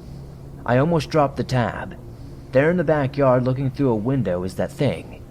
By this time, my whole family are looking at the screen when all of us realized that the window this thing was looking through was right in front of us. The girls were agitated and scared, and I'm going to be honest, I was a bit worried too. I've never experienced or seen anything like this outside of a horror movie. I gave the tablet to my son and told him to keep an eye on it and let me know if that thing moves. I went into the closet, grabbed my Benelli 12-gauge shotgun, and headed to the back door with my son close behind. I asked, "Is it still there, son?" He replied, "Yeah." I told him to disengage the auto feature on the security light so that when I opened the door, the lights wouldn't come on. I quickly opened the door, stepped outside, and looked out the left of my window. My son said, "Dad, it's looking at you." I yelled, "Who are you, and what do you want?" "It's moving toward us, Dad." Now, I'm not crazy. When I realized I couldn't see this thing with my own eyes, I'm not going to fire my weapon indiscriminately with no visible target. I stepped back inside and closed and locked the door. "It's at the door," he said. My wife is now down the hall asking what in the hell is going on. All I could say is that I had no clue. Then once again, there was tapping on the door. At this point, all I could do was muster a very weak and probably not very intimidating, "You are trespassing. Leave now." Then the automatic security lights come on. All of them. I whispered to my son, "I thought you turned those off." He replied that he did, and that the setting was still off. Yet all of them stayed on for quite a few minutes. When the lights finally turned off, the thing was no longer at the door. None of the cameras could see it, and it was apparently gone. All 5 of us stayed up all night watching the cameras. Once the sun came up and my girls went to sleep on the couch, the rest of us... Progressive presents Forced Metaphors about bundling your home and auto. In sports, 3 goals is a hat trick. And when you bundle your home and auto with Progressive, you get a hat trick of great savings and round-the-clock protection. So you might be thinking, wait, that's 2 things. A hat trick is 3. But in this metaphor, great savings counts as 2 goals, and so does round-the-clock protection. So it's like 4 goals, and that's more than 3. It's basic math. Forced Metaphors, presented by Progressive. Bundle and protect today. Progressive Casualty Insurance Company and affiliates. Discount not available in all states or situations. Forged from the fusion of sweetness and heatness. Translation: Wendy's new hot honey lineup is here, featuring a bold hot honey sauce on Wendy's chicken. Try the sandwich or breakfast biscuit today. At participating U.S. Wendy's, hot honey chicken biscuit is only available during breakfast hour. Couldn't manage to do the same. We just sat there, talking and wondering, rewatching that same 25 minutes of video feed over and over. Another freaky story by the Swamp Dweller, and we love him around here. You can, of course, find more of his work on YouTube at Swamp Dweller Reads. So youtube.com/Swamp Dweller Reads. Great stories once again. But now it's time to get into the UFO world as we put on our fedora and bring in the fedora-wearing John Hudson for the Unbiased UFO Report.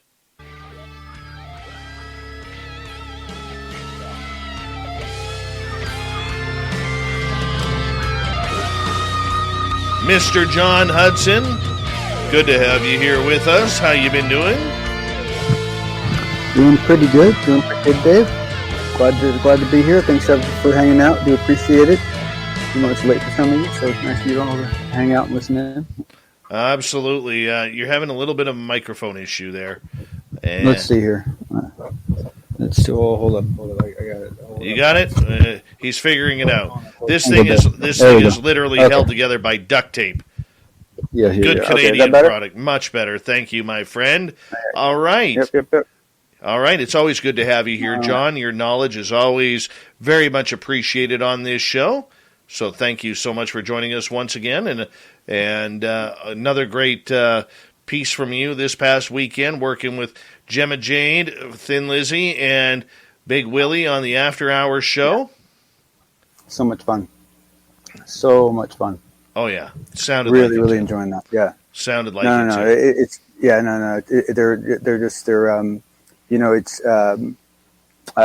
just nice when you get to work with nice people, you know. But yeah, no, I mean it's been, you know, to me this is actually it's a very interesting and also very challenging time to be invested in this topic because I don't know how many of you have heard, but there is this thing going on now somewhere else on the planet that's bad and it's ugly. And it's taking up almost every single mainstream news data feed. Full stop. It's astounding. And so it's hard to go, right? But there are some very, very interesting things going on. Like, for example, before you get into that, please. You know, I don't mind spending a couple of minutes on that. Look, we don't talk a lot of politics on this show, but I mean, it is difficult when the entire world right now, John, is wondering what is going to go on. Are we going to be ending up in some sort of nuclear confrontation? We don't know really what's going on. The media is playing, you know, propaganda on both sides. It is a very nasty time to be on the internet or on television these days. Yes, absolutely. There is also a magnificent opportunity to really revel in the amazing nature of the human being. I mean, the stories that are coming out. I mean, you know, okay, sure, throw out half of them if you're, you know, sure, throw out 2/3 of them if you're that paranoid, right? But, you know, even if 1/3 of them you look at, I mean, these are some incredible stories of strength. It's some incredible stories of courage, some incredible stories of standing up for what you believe in, and whether you're wrong or not, if you believe it, more power to you, you know? And so, you know, to me, to me, the way I'm seeing different countries come together, the way I'm seeing different groups come together, I'm seeing, you know, some real, you know, unity in certain areas, and you know, I don't know. I like I said, I really kind of see it as an opportunity to really kind of revel in some really phenomenal humans doing some really phenomenal things. Well, you know what? Let's just excuse me. Let's just hope that cooler minds prevail very, very soon, and we can finally, you know, kind of get back to where we were and just hating each other. It's a little bit more easy than watching the world potentially going to blow up. Yeah, if anyone's feeling particularly melancholy, may I recommend your favorite drink and that song by Sting about the Russians loving their children too. Yes. It'll give you something to think about. I hear you, my friend. I hear you. All right, what do you got for us tonight? So, who is our favorite UFO person in the whole universe? I'm going to say Anjali must be back in the news. Anjali. You know, and you know, let me just I always try to say this before I say anything about her. She's a very unique cat. She's got a good spine, and she will talk to you. She will listen to you. She will be polite. She will be disagreeable, but she will be very kind about it. And she's handling a lot of this very well. And so I think that's something that always has to be stated, because you know, even in this interview that I'm about to talk about, they spent some time talking about this very topic, about her demeanor and how different it is and how important it is to the dialogue and what we're all going through. But basically, you know, the guy over at Truth Seekers, Steve, I don't know why I can never remember how to pronounce Steve Cambion. Cambion. Steve Cambion did a really, really good show. I'll provide a link to it. It's actually, you know, I'll be honest with you. Sometimes his shows aren't my thing. This was fantastic.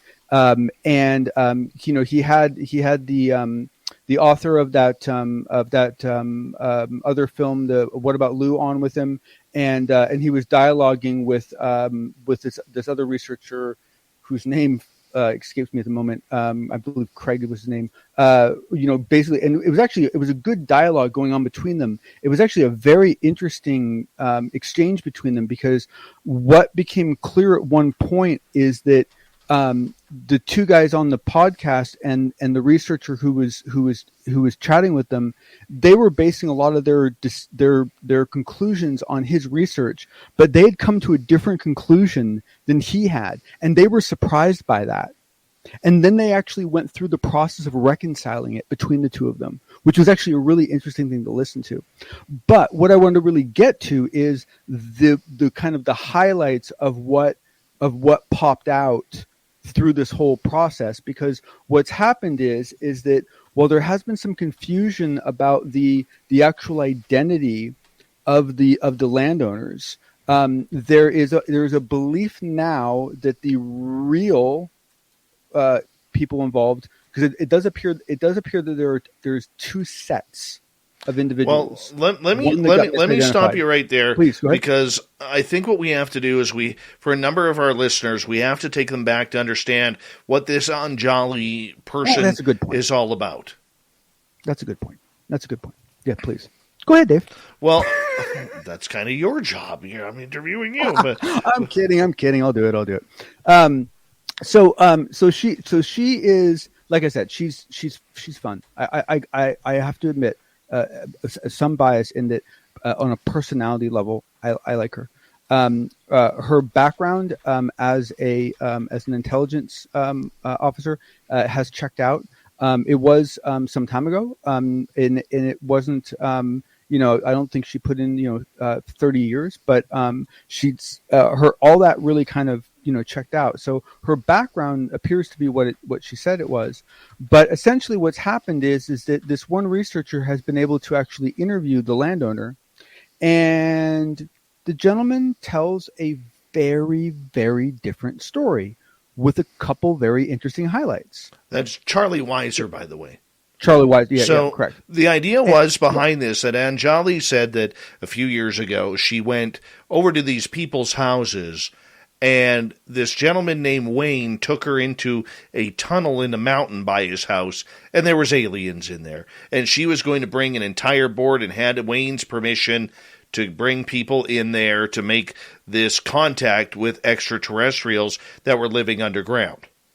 I'm sorry. Yes, but I'm sorry. So what I was trying to get to is it. So she's been telling this whole story for some time, and everyone's been skeptical, but there has been very little data one way or the other. It's just been basically on her word. And now what we have is a interview with the landowner, where the landowner basically goes through and very methodically lays out the event in contrast to how she lays it out.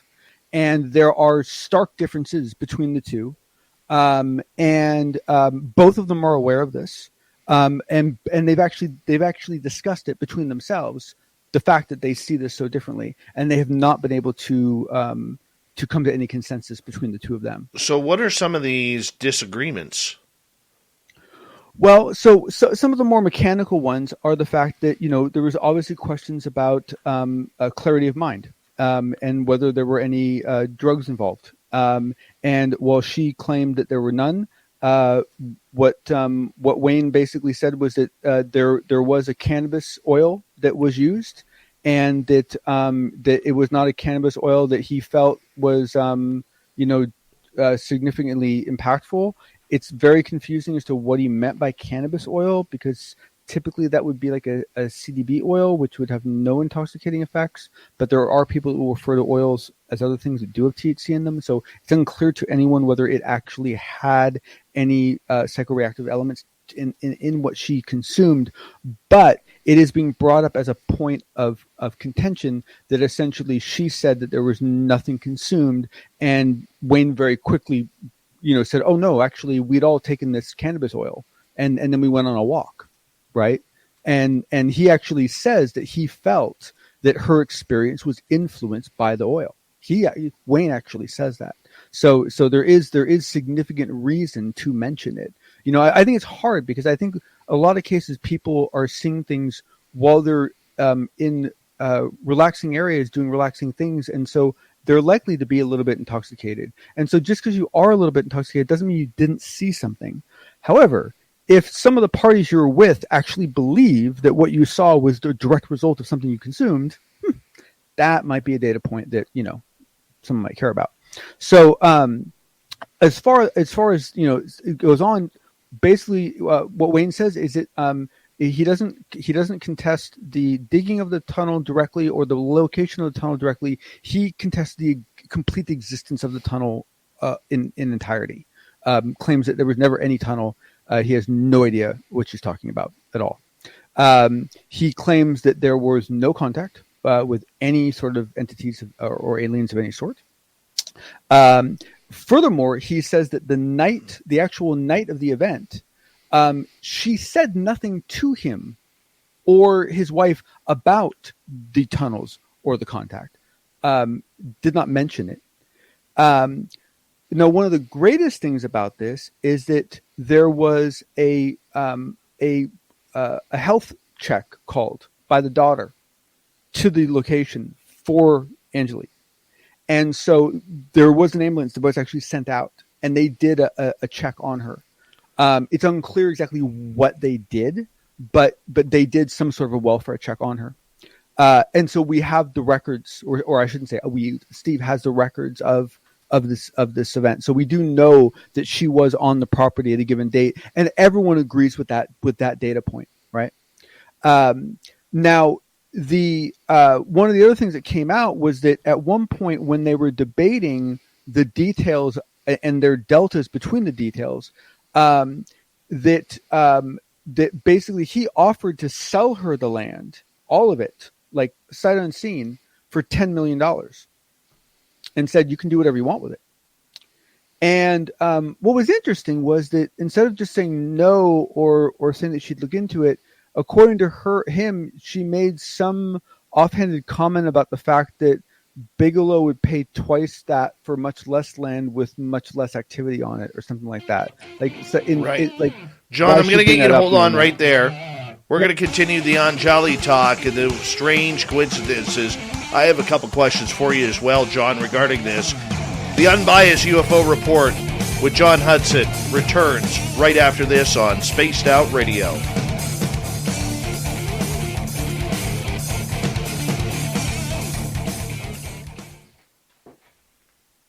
I'll be right back, dude. Hi, Low Pro. How you doing?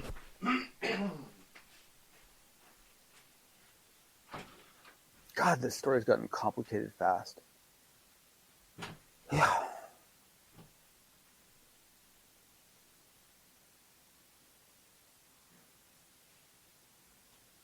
I really think that if you're going to invent a story, out of the kindness of your heart, you should invent a simple story. Very few details. Not only does it make it easier to, keep track of it, but it's kinder to the rest of us because, it's a lot of work to learn your stories. And, yeah.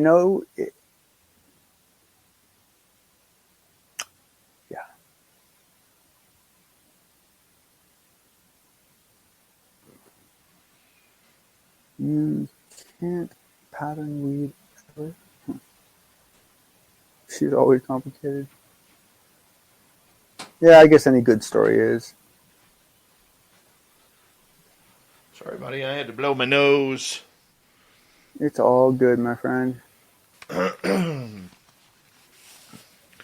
right.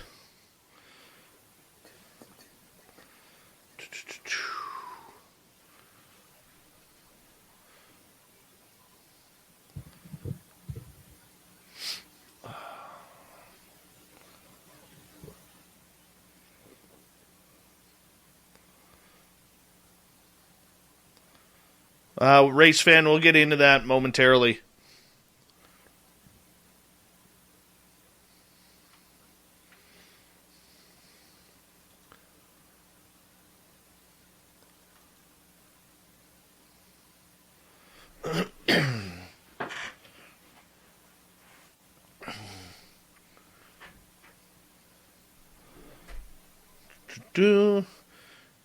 What's with the new lights up, John? We can see you. Oh, just been playing with them a little bit. So, people have been complaining, so that'll make it a little better. Almost time to move back into the garage, isn't it?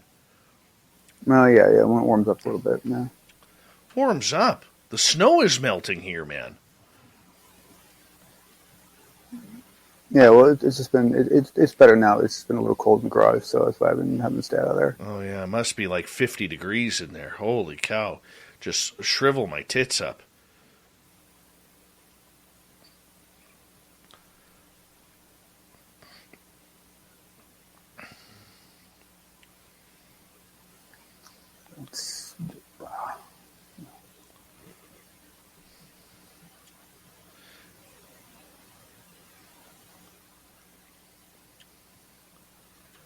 Yeah, massive false flag with Russia threatening nuclear war.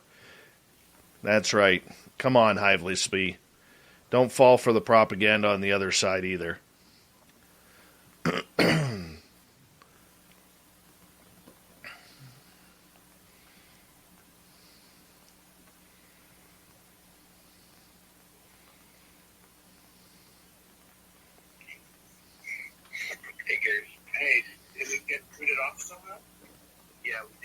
What is that?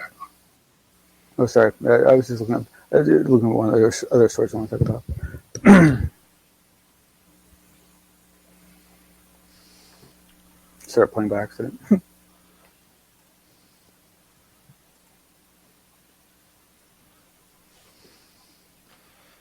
Bob Berkins, you're drinking too much Brute 33 again from Grandpa's aftershave area. All right. Gross.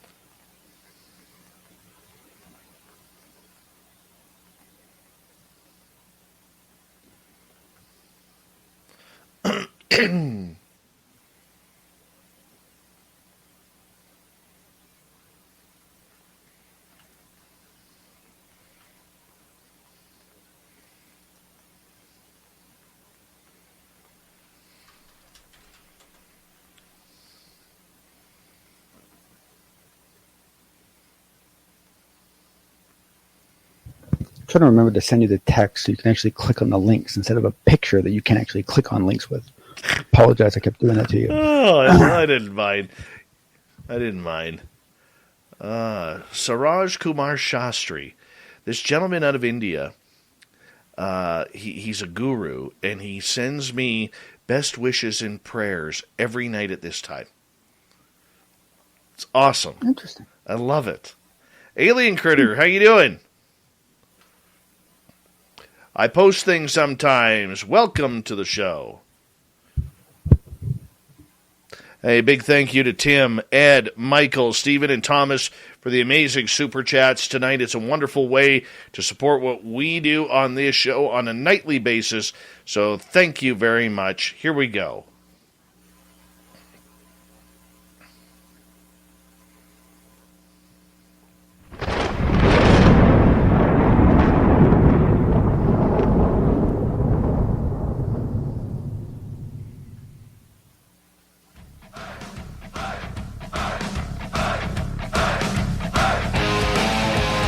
We rounded third. We're heading for home tonight on Spaced Out Radio. Good to have you with us. My name is Dave Scott. Appreciate you each and all tuning on in. Want to remind you that if you miss most of this show or others, check out our free archives by going to youtube.com/Spaced Out Radio. Do old Davey the favor. Hit that subscribe button. Our website is spacedoutradio.com. We have a plethora of features for you. Rock out to Bumblefoot, read Shirky Poo's Newswire, check out our swag as well. Follow us on Twitter at Spaced Out Radio, Instagram at Spaced Out Radio Show, and on TikTok at Spaced Out Radio. We continue on with the fedora-wearing John Hudson and the unbiased UFO report. We're talking about Anjali. Now, this is a lady who claimed that she met this guy Wayne and his wife Trish, and they took her to this mountain on their property in California, went into this cave, and there were aliens in there. But now, Wayne and Trish are like, there was no aliens. Anjali was tripping on some devil's lettuce oil, and we don't know what the hell she's talking about, and we want nothing to do with this. That's pretty much the gist of it, right there, John?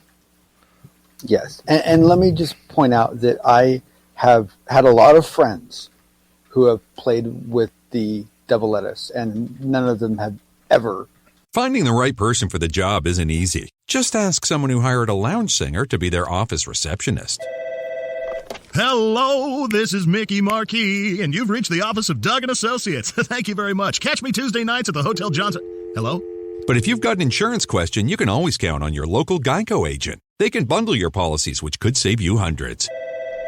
Doug & Associates, this is Mickey Market. Hello? For expert help with all your insurance needs, visit geico.com/local today. Forged from the fusion of sweet honey and spicy spice. Translation: Wendy's new hot honey chicken sandwich and biscuit are here. A molten sweet heat cast atop an inferno of flavor. Translation: a bold hot honey sauce drizzled over Wendy's spicy chicken. And topped with Applewood smoked bacon.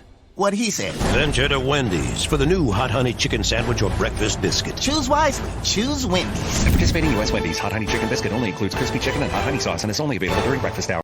Told me that it brought them aliens. As just, a side note.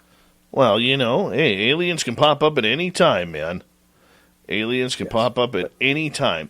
But Anjali is actually defending her notion and her side of this compared to everybody else.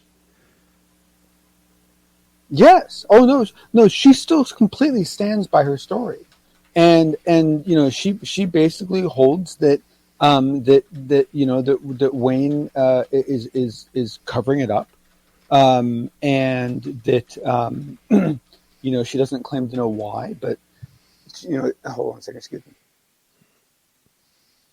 She doesn't claim to know why he's covering it up, but her claim is that it did happen and that he's making it up, and her claim is that it did really happen, and so you have him basically saying that he basically believes that what happened to her was either was essentially hallucinations brought on by the oil. What was interesting was that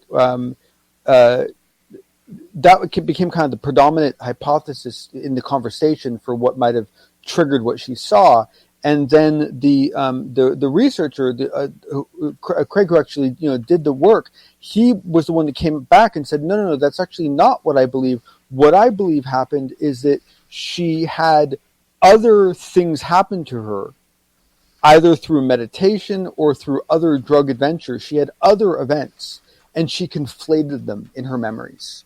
And that's what he thinks happened. You know what? I mean, John, could it be as simple as this?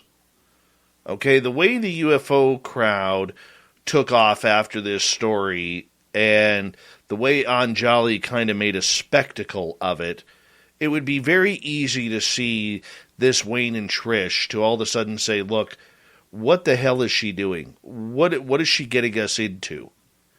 We don't want any part of this. It would be very easy for them to say that.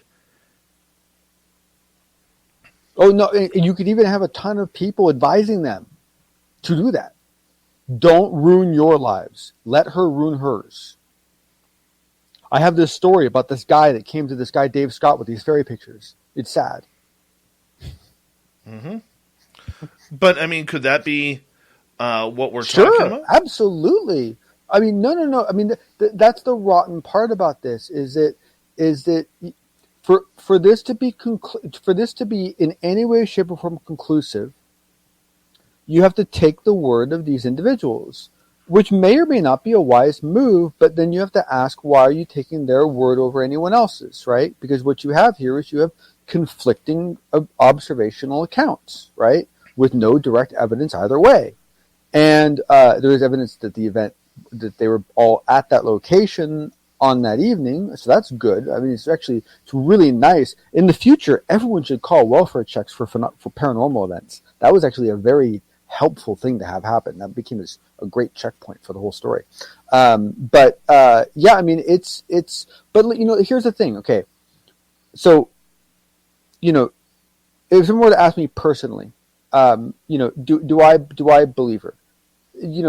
No, I don't necessarily believe that what she believes happened, but I am in agreement even with Steve, who said that he believes that she believes what she's saying is true. And I do. I believe that she believes that she's being honest. Now, I don't know what actually happened, but I do believe that she's being honest. So to me, it's a question of how did she come to believe this? And did she come to believe this because of some real event? Or did she come to believe this because of some other event? Either way, it's actually probably something we would like to know.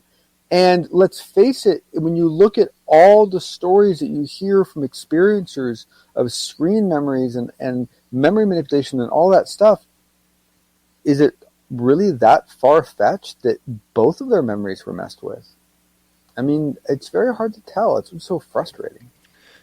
It is totally frustrating. All right, we got to move on here, man, as we continue on with the UFO report. Ross Coulthart, Ralph Blumenthal, two reputable reporters, journalists, investigative journalists, meeting for the first time. Well, first off, I was surprised. Like, I would have thought those two would have run into each other at some point in their careers. But I guess geography being what it is. But no, first time them getting together, and they did it on a YouTube panel. I didn't actually, I didn't get a chance to actually get terribly deep into it. And to be honest with you, these kind of interviews, I kind of like to listen to the first time, like as a geek, like I just like to enjoy it, sort of thing, instead of kind of tearing it all apart. So I really encourage everyone to go check it out. But what I think is so interesting about it is it what we have is we've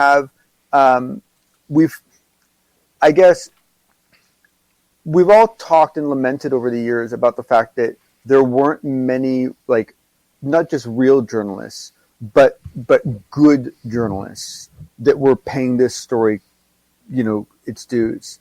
And now we've reached a point where we have multiples doing it, and we have enough of them doing it that we have the time to take two of them and put them on a pedestal like this and get a little excited about the fact that they're talking for the first time and make a big deal out of it, and which is kind of cute, but the point is that we finally have enough good journalists that we can actually do that, right? I mean, it's like, what a change, right? I mean, it wasn't that many. I mean, look, you're far more sensitive to this than I am, right? I mean, it's like, how many years were you just hoping that at some point we would get just 3 or 4 of them that could take it seriously, Well, I agree. I agree. The problem that we have with the journalism right now is we have a bunch of editors who don't want to run these stories, number one, and number two, we have nobody in North America on the television side outside of the bow tie wearing Tucker Carlson who wants to actually delve into this either. But he asks a bunch of fluff ball questions about it. And I have a solution to this, and I offer a challenge to everyone listening. What we need sponsors that want this story sold. So what we need UFO products. So everyone's got to go out there and invent and then we can sell UFO products. Because this is the problem: is that what sells on these shows is things about toilet paper and napkins, because that's what the advertise. You know what I'm saying? It's like, this is very much a consumer fed problem in many ways. There's no advertisers begging for UFO content. Well, I understand that. But let's get back to the point. Ralph Blumenthal is a Pulitzer Prize winning journalist. We have Ross Coulthart, who's an Emmy Award winning journalist out of Australia. And these not just that. I would say that what you have here is you have 2 people who are actual peers in the best sense of the word, in that you have 2 gentlemen who both, after having a good career, decided to use up some of their credits to explore a very fringe topic, right? Did so by writing very, very, very impactful books, and both ended up being at the forefront of mainstream media content in each of their respective countries that vastly changed this entire story. So I mean, it's I call it cute, but the truth of the matter is that, I mean, those guys are as close as you get to Titans, at least, for the present moment, right? Well, I agree with you, but the point that I was getting is, we have 2 major journalists here who know what they're talking about, who know how to cover a story. What's the overall outlook from them regarding the UAP story? Well, it's not that they I don't get any sense that they're ready to go anywhere beyond the data they're reporting, which is I really admire in both of them. But what you have is you have and I can only really point this out for Ross, so I apologize, Ralph. But what I see in Ross is I see such classic, just nose to the grindstone reporting being done for this topic. And that sounds silly, but in many ways, that's what's so amazing about it. Is that what you have is it'd be like getting a professional baseball player to come play some other sport and take it seriously, right? I mean, I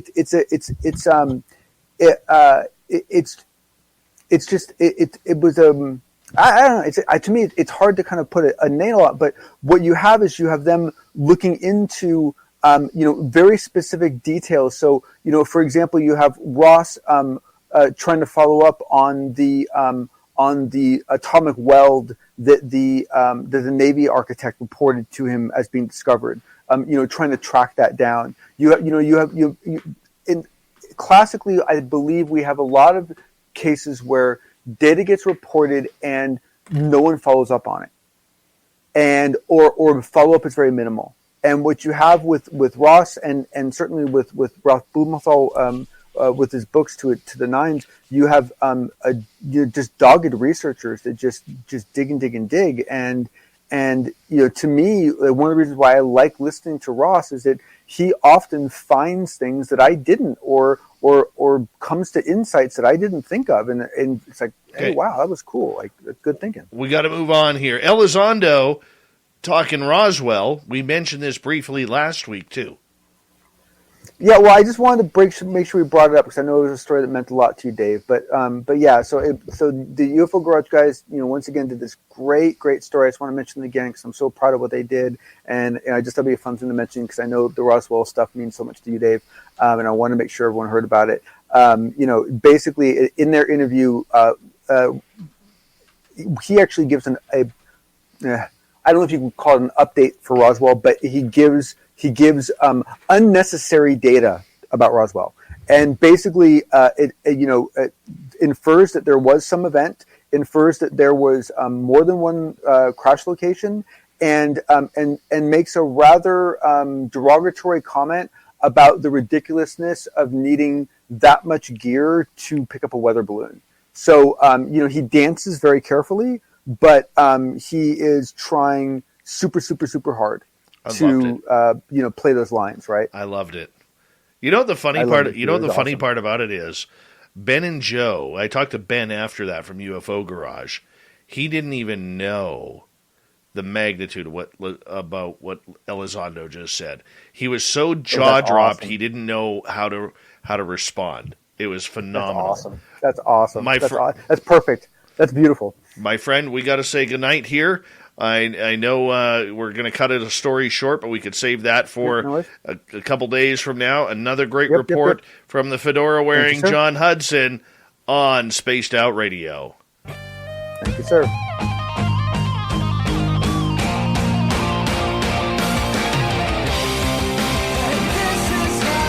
All right, let's get to Shirky Poo's news, who has us all set up tonight. A New York family is suing a Staten Island cemetery after a massive 900-kilogram headstone fell and struck and killed their matriarch. Yep. Apparently, Elvira Navarro, 53 years old, and her son Anthony Rosales were groundskeeping and tending graves at the Baron Hirsch Cemetery in October of 2021 when a stone monument toppled over and fell on top of her. Navarro died later that day of her injuries at Richmond University Hospital. Her son, according to the lawsuit, was working beside her and witnessed the event that killed his mother. The physical and psychological effects on him are severe physical pain and mental anguish, as described in the lawsuit. The suit seeks unspecified damages from the Baron Hirsch Cemetery Association, alleging they failed to maintain the site property. The mother of 5, Navarro, and her son had been hired by a third party to work at the Staten Island burial ground. Details of the lawsuit do not specify where in the cemetery the deadly mishap happened. Either way, that's a bad way to go. Bad way to go. How'd you like to be this guy? He's been having troubles breathing for years, and they finally figured out why. A New York man actually was having some breathing issues out of his nose, and he was pretty stunned when doctors found a half-inch long tooth growing inside his nasal passage. The 38-year-old had reported to the doctor after experiencing breathing difficulties for several years. After an examination, it was found that the man had a deviated septum, I know what that's like, and bone-like growths in his nose. The man's face looked normal, though, which prompted a follow-up. Oral and maxillofacial surgeons conducted a rhinoscopy, worst pain ever, a nasal exam done via tube, like an instrument with a light and lens, whereupon they discovered a hard, non-tender white mass poking through the floor of his right nostril. Well, when they checked it out even closer, it ended up being an ectopic tooth, which is defined as having a grub grinder in an abnormal place. The condition is exceedingly rare and normally entails teeth sprouting up in the jawbone under the gum rather than into the nose, a condition that affects 0.1 to 1% of the population, according to a 2019 study. Yep, they pulled the tooth out, and now he's doing okay, and he can breathe fine. A Nova Scotia couple, whose 3-year-old bulldog gave birth to a litter of 8 puppies, say they immediately noticed something pretty unusual about one of these cute little newborns. Her fur was dyed green. Trevor and Audra Mosher of Middle Sackville said they had brought their dog Freya, or thought their dog Freya was finished after delivering her 7 puppies, but while they were cleaning the canine mother, she started to go into labor again. Freya delivered an 8th puppy, this time encased in a black sack, contrasting with the other translucent sacks of its older siblings. The couple said they initially feared the puppy was stillborn, but they rushed to clean the newborn canine when she started to move. We started to dry her off, and then we noticed she was green, and immediately again thought there was something wrong, so we Googled it. My puppy is green, what's wrong? And apparently it's very rare, and it happened a few times all over the world. The rare discoloration, which has been documented before, is believed to be caused by light-colored puppies coming into contact with the green pigments from bile while in the womb. It's still a cute puppy. Very, very healthy. All right, and finally tonight, a Virginia sheriff's office is thanking a goat, for assisting deputies during a foot pursuit with a fleeing suspect this month. The goat named Gracie helped 2 deputies flush out a suspect they were chasing back on February 13th. Yeah, so sometimes help comes in all shapes and sizes. The sheriff's office wrote on their Facebook page, Captain Scott Barker said Deputy David Parnell came across a suspect while investigating a domestic assault case, and after telling the suspect he was under arrest, the suspect fled on foot, leading Parnell to chase him through a fence line and across a field. During the chase, Barker said a goat from the property then joined the deputy. While Parnell and the goat reached the next line of the fence, the goats continued through the fence in front of the deputy and chased the man into the woods. As Parnell surveyed the situation, the goat and a deputy on the other side flushed the man out of the woods. He was taken into custody. Barker said the goat was returned to its owner after the incident was resolved. Authorities have yet to provide the names of the subject or whether or not that goat will be officially deputized. I think it should. Put it on the payroll. Here's your thought of the Dave. What cryptid scares you the most and why? Science Bob, the one I cannot see coming through the portal that just opened behind me. Terry, Dogman, it's a freaky werewolf, dude. Nothing good about it. Thin Lizzy, Chalupa Cabra, because I want some chalupas, and it takes them. Jessica, the rake is pretty creepy. Michael, oil pit squids, because they are very real and right out of an X-File. The Wendigo creeps out Karen. Uncle Dale and his power stash, possibly resurgent ex-late-night talk show host with frightening reputations. Ooh. Chris, Yif Kings, they are royalty, royal pains in the butt. Let's go to Ron. Wendigo, because being taken over by a cannibal spirit and hurting the people you love would suck. Scott, just look at the fear the cryptid entity Justin Trudeau has brought. Oh, yeah. Oh, that scares like 36 million people, Scott. Be careful. You almost gave me a heart attack there. All right, and we got time for one more. Nicole Sackage, my doppelganger. Thank you to everybody participating in the Thought of the Dave. Thank you to Shirky Poo for the news, John Hudson for the UFO report, Swamp Dweller for another spooky story, and Lon Strickler coming in for Strange Days.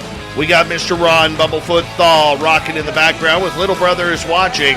Bumblefoot is the official music of Spaced Out Radio, rocking us in and out of every single show. Get your horns up for the guitar god himself. Special thanks to everybody listening in at home, at work, in your cars, wherever you may be. Thank you to everyone in our chat rooms tonight. YouTube, Twitch, LGAB, Revolution Radio, Spreaker, Facebook, and on Twitter at hashtag Spaced Out Radio. I know you're out there somewhere. Remember, this show is copyright by Spaced Out Radio and SOR Media Ventures Limited. Thank you so much for choosing to share your evening with us, because together, my friends, we own the night. Mr. Bumblefoot, we need a favor. We need you to take us home.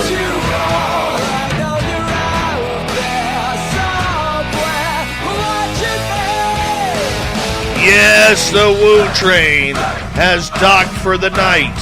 But soon, my friends, we shall ride again. Your seats are always available. Your tickets never expire. And if you want to bring a friend, we've got room for them too. Good night.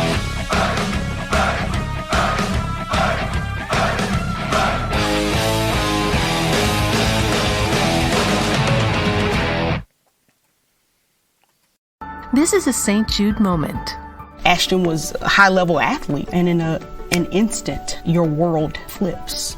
And your healthy 5-year-old competitive cheerleader has a brain tumor. And the physician was like, your best option is St. Jude. Receiving treatment that was life-saving for our child, and knowing that that treatment would be of no cost to us, was a huge weight lifted. Learn more at stjude.org. Our modern lives depend on industry. From the steel and cement that build our cities to the electricity and fuel that power our world. Carbon capture and storage can remove more than 90% of CO2 emissions from essential industries like these.